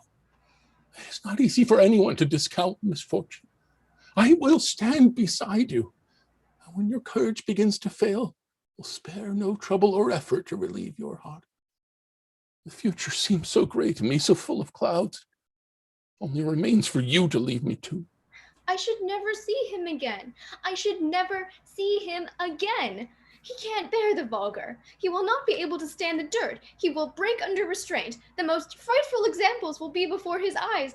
And if I see him again, oh God, that joyous heart, his clear laughter, all, his childish resolution to fight courageously for good and righteousness. Oh, this morning sky, how I cherished it, light and pure in his soul as my highest good. Hold me to account if the sin cries for expiation. Hold me to account. Do with me what you will. I will bear the guilt, but keep your frightful hand off the boy. He has gone wrong. He has not gone wrong. He has gone wrong. I would have given everything to be able to spare your boundless love. A terrified woman came to me this morning, scarcely able to control her speech, with this letter in her hand, a letter to her 15-year-old daughter. She had opened it simply out of curiosity. The girl was not at home. In this letter, Melchior explains to the 15-year-old girl that his manner of acting left him no peace, that he had sinned against her, so on and so on, and that naturally he would answer for it. She must not fret herself even if she felt results. He was already on the road after help. His expulsion made it easier for him.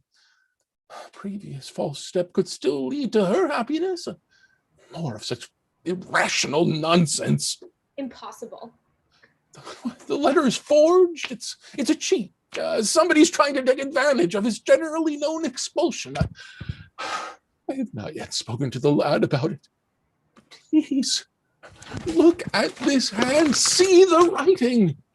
An unprecedented, shameless bit of knavery. That's what I'm afraid. No, never, never. It would be so much the better for us. This woman, wringing her hands, asked me what she should do. I told her she should not leave her 15-year-old daughter lying about a haymow. Fortunately, she left me the letter. Send Melchior to another grammar school where he is not under parental supervision. In 3 weeks, we shall have the same result, a new expulsion. His joyful heart will get used to it after a while.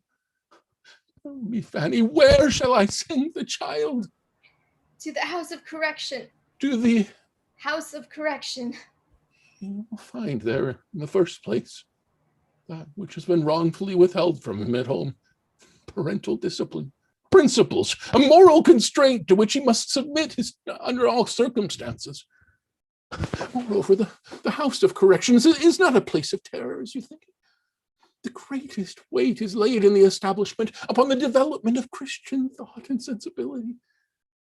The lad will learn at last to follow good in place of desire, not to follow his natural instincts, but to observe the letter of the law. A half hour ago, I received a telegram from my brother that confirms the woman's statement.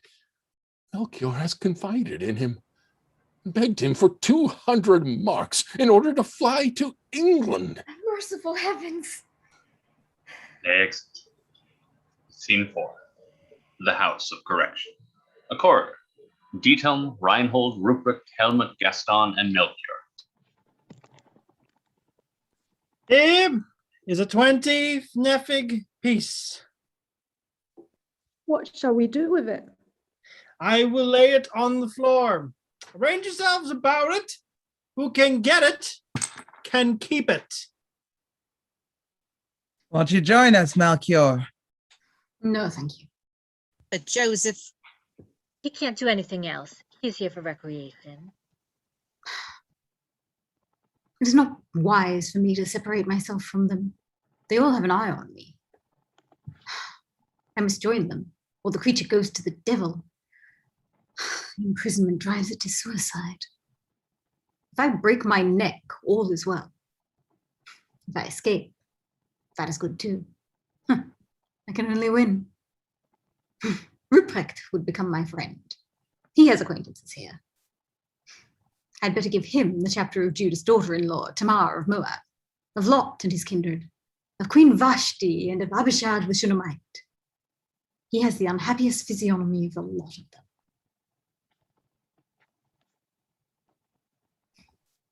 I have it. I'll get it yet. Day after tomorrow, perhaps. Right away. Now. Oh, God. Oh, God. Suma. Suma, Come on, come on. Many thanks, Here, you dog. you swine. Gallows bird. Rupert kicked him in the face. There. I'll strike you dead. Chase him, Chase chase him. him, chase him, chase him. They all run after him, leaving Melchior alone.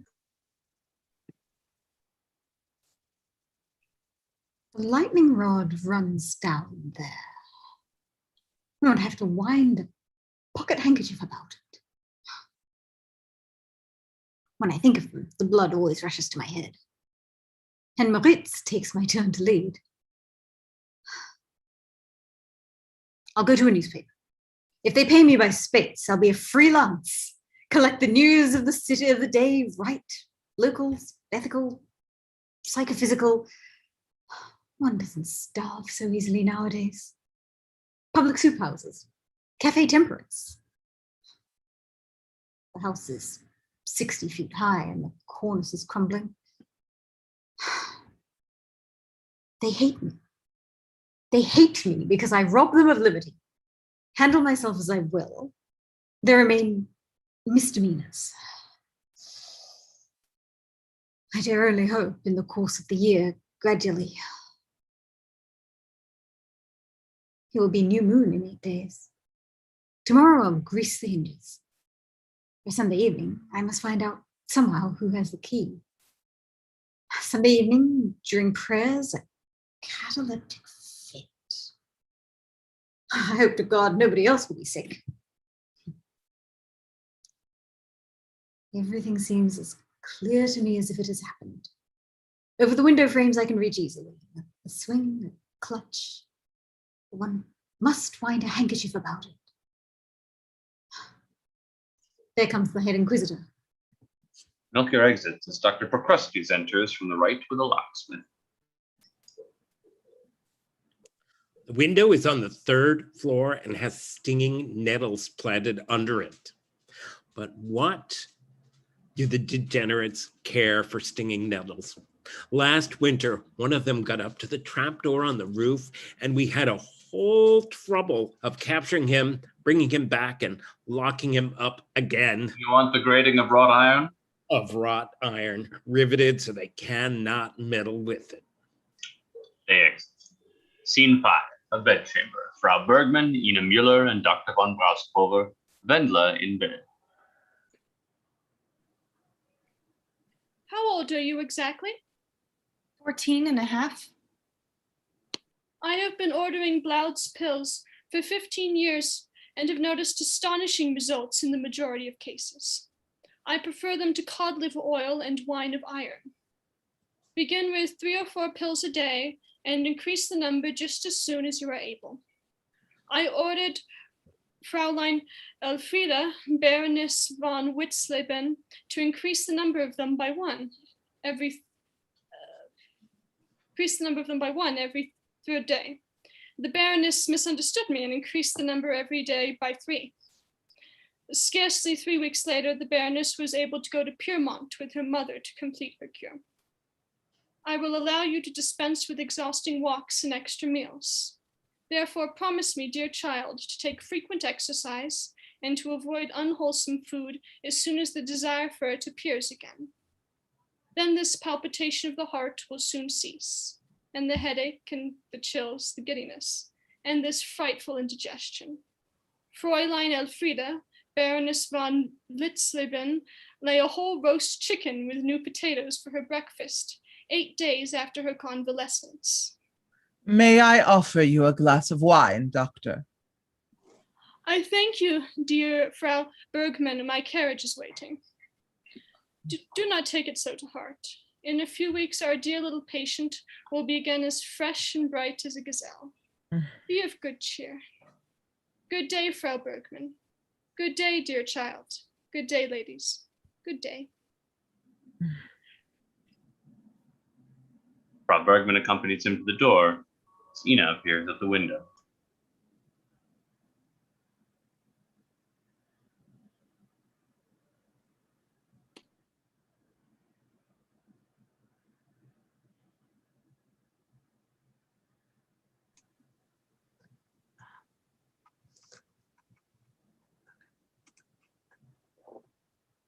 Now your plantains are in bloom again. Can you see that from your bed? A short display, hardly worth rejoicing over them. They come and go so quickly. I too just go right away now. Mueller is waiting for me in front of the post office, and I must go first to the dressmaker's.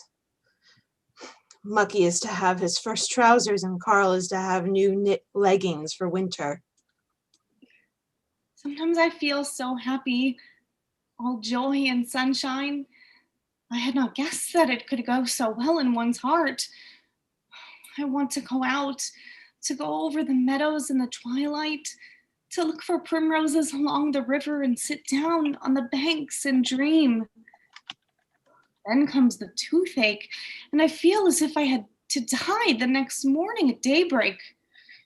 I grow hot and cold. It becomes dark before my eyes. And then the beast flutters inside.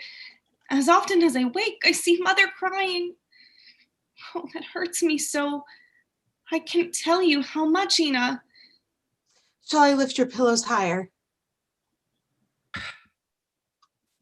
He thinks the vomiting will soon cease, and then you can get up in peace.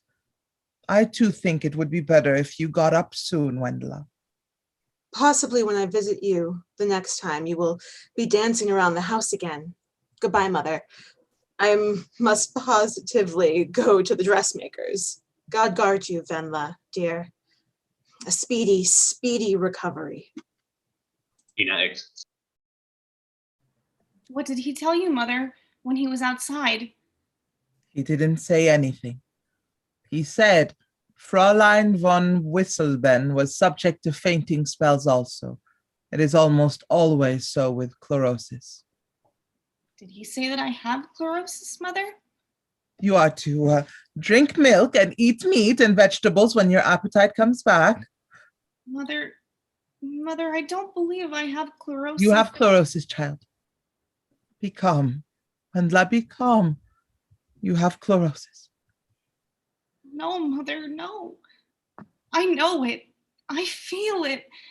I haven't chlorosis, I have dropsy. You have chlorosis. You said positively that you have chlorosis. Calm yourself, girl. You will get better. I won't get better. I have the dropsy. I must die, Mother. Mother, I must die. You must not die, child. You must not die. Great heavens. You must not die. Why do you weep so frightfully then? You must not die, child. You haven't the dropsy. You have a child. Girl, you have a child. Oh, why did you do that to me? I haven't done anything to you. Oh, don't deny it anymore, Wendla. I know everything. See, I didn't want to say a word to you. Wendla, my Wendla. It's not possible, Mother. I'm not married yet. Great Almighty God. That's just it. That you are not married. That is the most frightful thing of all. Wendla, what have you done? God knows. I don't know anymore. We lay in the hay. I love nobody in the world as I do you, Mother. My sweetheart. Mother, why didn't you tell me everything? Child. Let us not make each other's hearts any heavier. Take hold of yourself. Don't make me desperate, child. To tell that to a 14-year-old girl. See, I expected that about as much as I did the sun going out.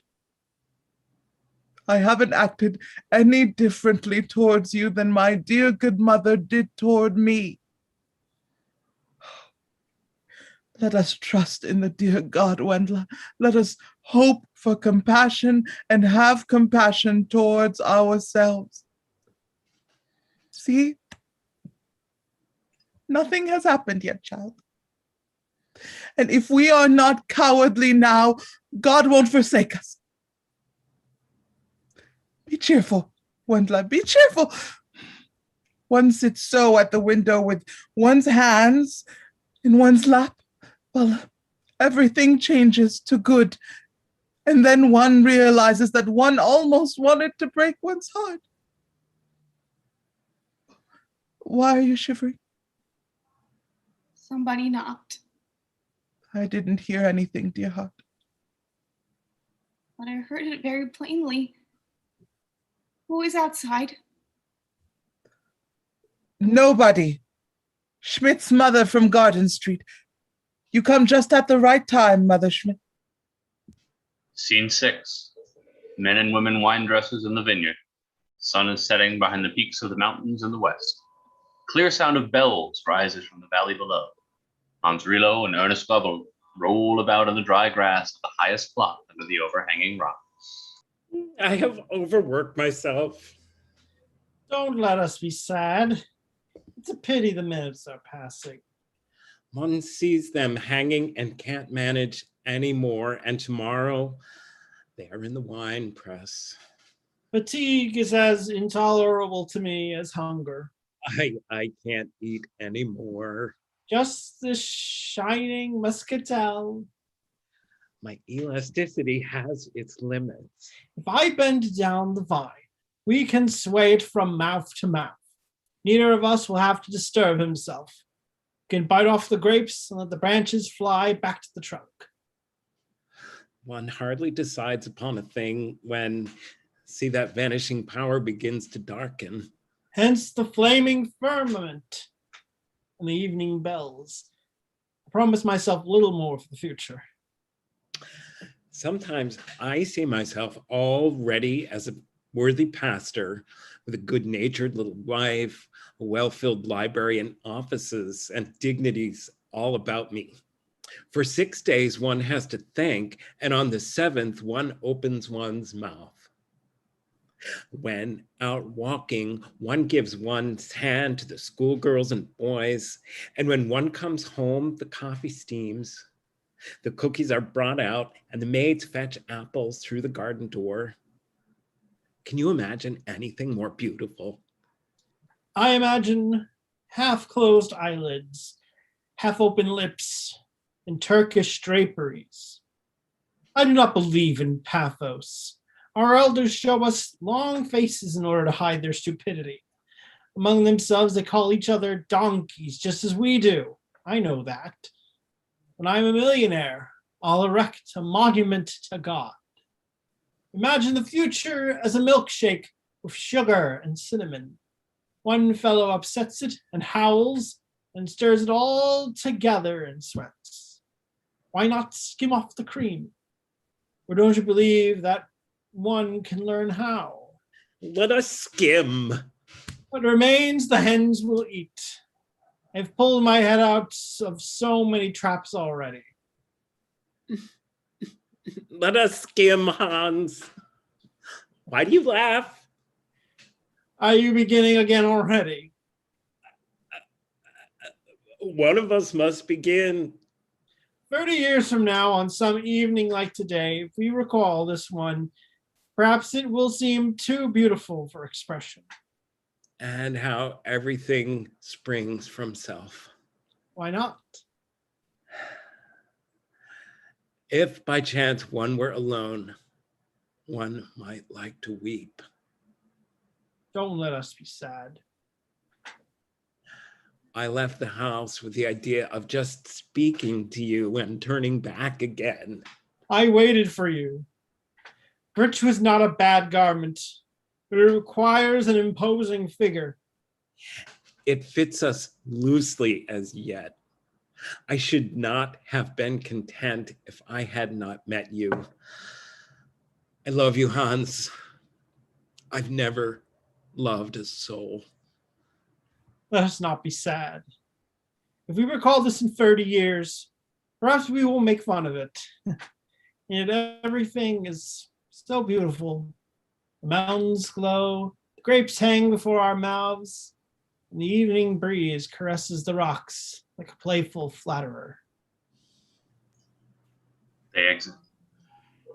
Scene 7. Clear November night. Dry foliage, the bushes and trees rustles. Torn clouds chase each other beneath the moon. Melchior clambers over the churchyard wall.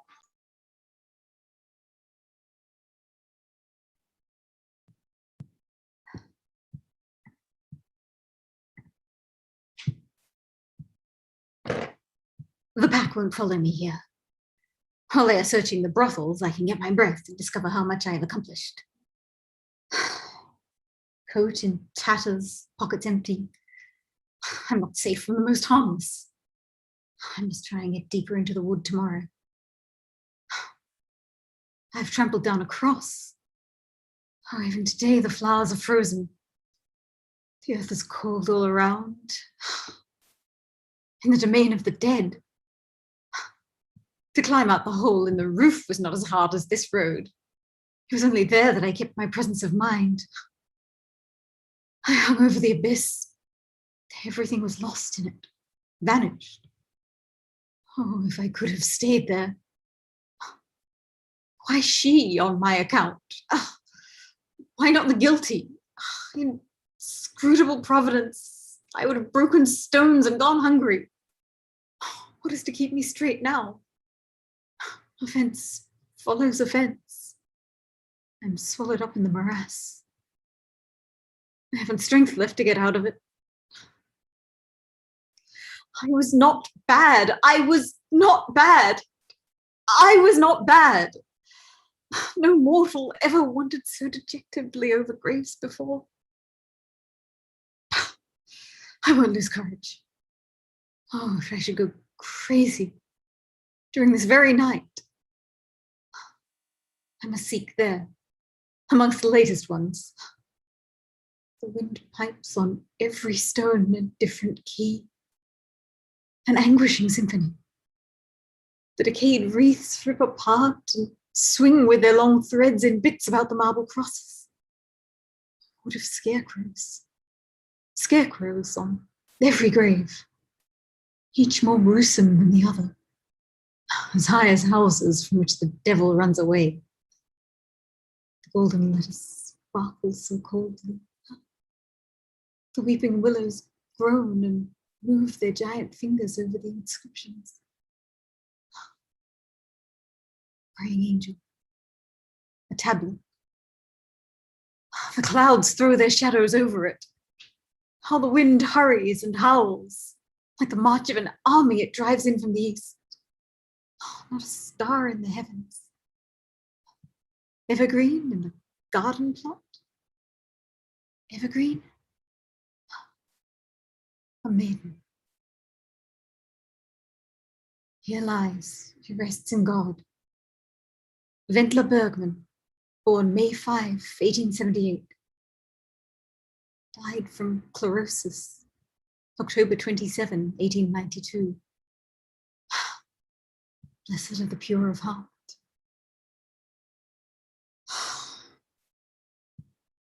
And I am her murderer. I am her murderer. Despair is left in me. I dare not weep here.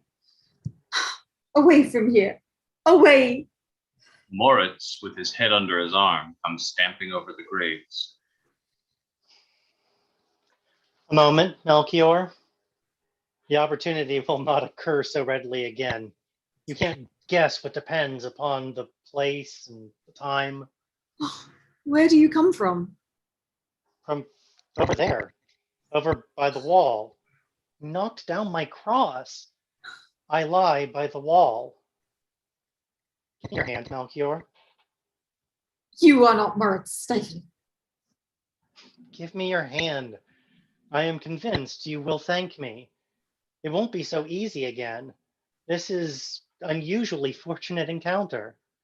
I came out, especially. Don't you sleep? Not what you call sleep. We sit on the church tower, on the high gables of the roof, wherever we please. Restless?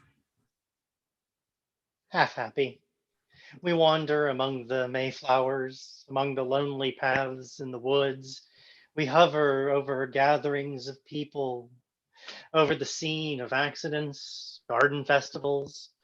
We cower in the chimneys of dwelling places and behind the bed curtains. Give me your hand. We don't associate with each other, but we see and hear everything that is going on in the world. We know that everything is stupidity, everything that men do and contend for, and we laugh at it. What good does that do? What good does it have to do? We are fit for nothing more, neither good nor evil. We stand high, high above earthly beings, each for himself alone. We do not associate with each other because it would bore us.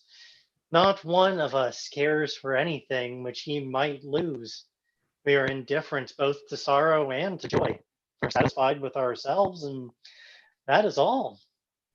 We despise the living so heartily that we can hardly pity them. They amuse us with their doings because, being alive, they're not worthy of compassion. We laugh at their tragedies, each by himself, and make reflections upon them. Give me your hand. If you give me your hand, you will fall down with laughter over the sensation which made you give me your hand. Doesn't that disgust you? You're too high for that. We smile. At my burial, I was among the mourners. I had a right good time. Well, that is sublimity, Melchior. I howled louder than any had slunk over to the wall to hold my belly from shaking with laughter. Our unapproachable sublimity is the only viewpoint which the trash understands. They would have laughed at me also before I swung myself off. I had no desire to laugh at myself. The living, as such, are not really worth compassion. I admit I should not have thought so either. And now it is incomprehensible to me how one can have or be so naive. I see through the fraud so clearly that not a cloud remains. Why do you want to loiter now, Melchior? Give me your hand. In the turn of a head, you will stand heaven high above yourself. Your life is a sin of omission. Can you forget? We can do everything. Give me your hand. We can pity the young who take their timidity for idealism, and the old who break their hearts from stoical deliberation. We see the Kaiser tremble at the scurrilous ballad and the Lazzaroni before the youngest policeman. We ignore the masks of comedians and see the poet in the shadows of the mask. We see happiness in beggars' rags and the capitalist in misery and toil. We observe lovers and see them blush before each other, foreseeing that they are deceived deceivers. We see parents bringing children into the world that they may be able to say to them, how happy are you to have such parents? And see the children go on to do likewise. We can observe the innocent girl in the qualms of her first love and the five groschen harlot reading Schiller. We see God and the devil blaming each other and cherish the unspeakable belief that both of them are drunk. Peace and joy, Melchior. You only need to reach me, your little finger. You may become Snow White before you have such a favorable opportunity again. If I gave you my hand, Maurice, it would be from self-contempt. I see myself outlawed. What lent me courage lies in the grave. I can no longer consider noble emotions as worthy. And see, nothing that can save me now from my degradation. To myself, I am the most contemptible creature in the universe. What delays you? A masked man appears. You are trembling from hunger. You are not fit to judge. You go. Who are you? I refuse to tell. Vanish. What business have you here? Why haven't you on your head? I shot myself. Then stay where you belong. You are done with. Don't annoy us here with your stink of the grave. It's inconceivable. Look at your fingers. Devil, they will crumble soon. Please don't send me away. Who are you, sir? Please, don't send me away. Please don't. Let me stay here a bit with you. I won't disturb you in anything. It's so dreadful down there. Why do you gabble about sublimity then? You know that is humbug, sour grapes. Why do you lie so diligently, you chimera? If you consider it so great a favor, you may stay as far as I am concerned. Take yourself to leeward, my dear friend, and please keep your dead man's hand out of the game. Will you tell me once for all who you are or not? No. I propose to you that you shall confide yourself to me. I will take care of your future success. You are my father? Wouldn't you know your father by his voice? No. Your father seeks consolation at this moment in the sturdy arms of your mother. I will open the world to you. Your momentary lack of resolution springs from your miserable condition. With a warm supper inside of you, you will make fun of it. You can only be the devil. After that, of which I have been guilty, a warm supper cannot bring me back my peace. That will follow the supper. I can tell you this much. The girl had better have given birth. She was built properly. Unfortunately, she was killed by the abortives given by Mother Schmidt. I will take you out among men. I will give you the opportunity to enlarge your horizon fabulously. I will make you thoroughly acquainted with everything interesting that the world has to offer. Who are you? Who are you? I can't trust a man that I don't know. You can't learn to know me unless you trust me. Do you think so? Of course. Besides, you have no choice. I can reach my hand to my friend here at any moment. Your friend is a charlatan. Nobody laughs who has a penny left in cash. A sublime humorist is the most miserable, most pitiable creature in creation. Let the humorist be what he may. You tell me who you are, or I'll reach the humorist my hand. What then? He's right, Melchior. I have boasted. Take his advice and profit by it. No matter how masked he is, at least. Do you believe in God? Yes, conditionally. Will you tell me who discovered gunpowder? Berthold Schwartz, alias Constantine Ankelitsyn, a Franciscan monk at Freiburg in Brisbane, 1330. What wouldn't I give if he had let it alone? You would only have hanged yourself then. What do you think about morals? You rascal, am I your schoolboy? Do I know what you are? Don't quarrel. Please, don't quarrel. What good does that do? Why should we sit, two living men and a corpse, together in the churchyard at 2 o'clock in the morning, if we want to quarrel like toppers?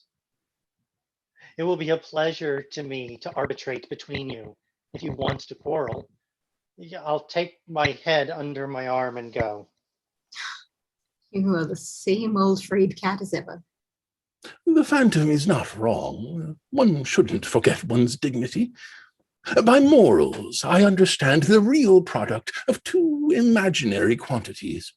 The imaginary qualities are shall and will. The product is called morals and leaves no doubt of its reality. If you had only told me that earlier. My morals hounded me to death. For the sake of my dear parents, I killed myself. Honor thy father and mother, that thy days may be long in the land.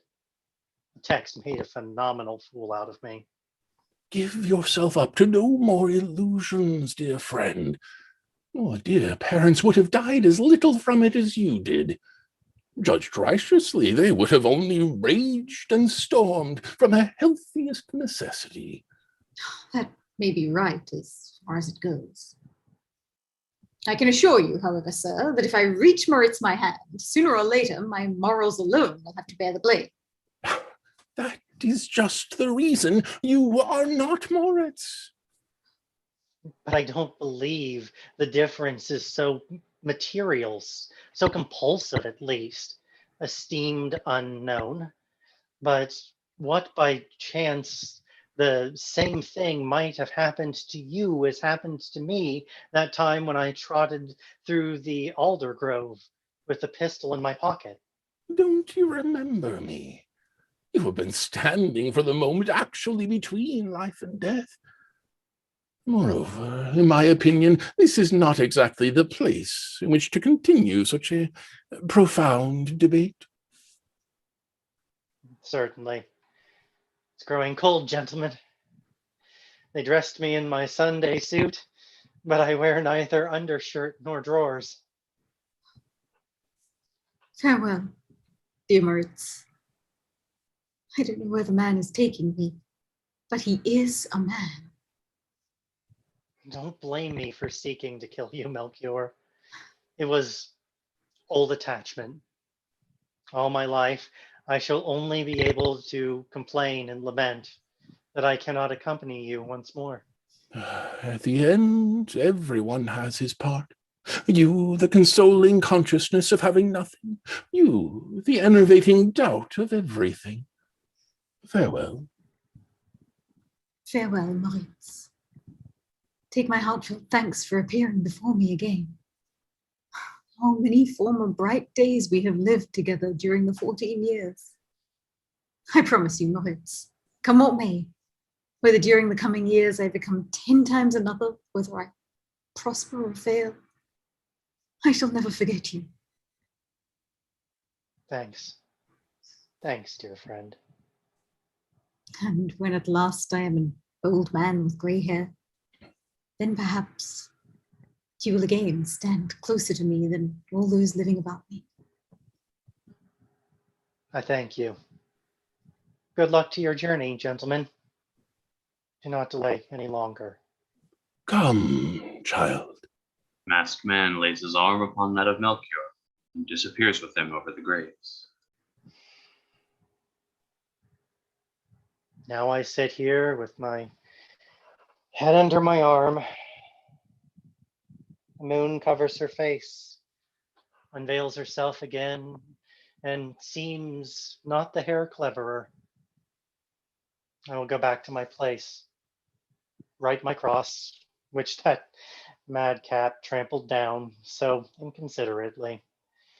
And when everything is in order, I will lie down on my back again and warm myself in the corruption and smile. End of play. Danke für den Beitritt zu uns für Frühlingserwachen. Thank you for joining us for Spring Awakening. A big thanks again to our friend, your friendly neighborhood Shakespeare. Visit him at his website, shakespeareapproves.com, or on Facebook at Shakespeare Approves, your friendly neighborhood Shakespeare. I've got links to all his content and more in the comments of this video. Also like to thank all of the actors who have volunteered to read with us tonight from, I think, 4 different countries tonight. Thank you all so very much for joining us.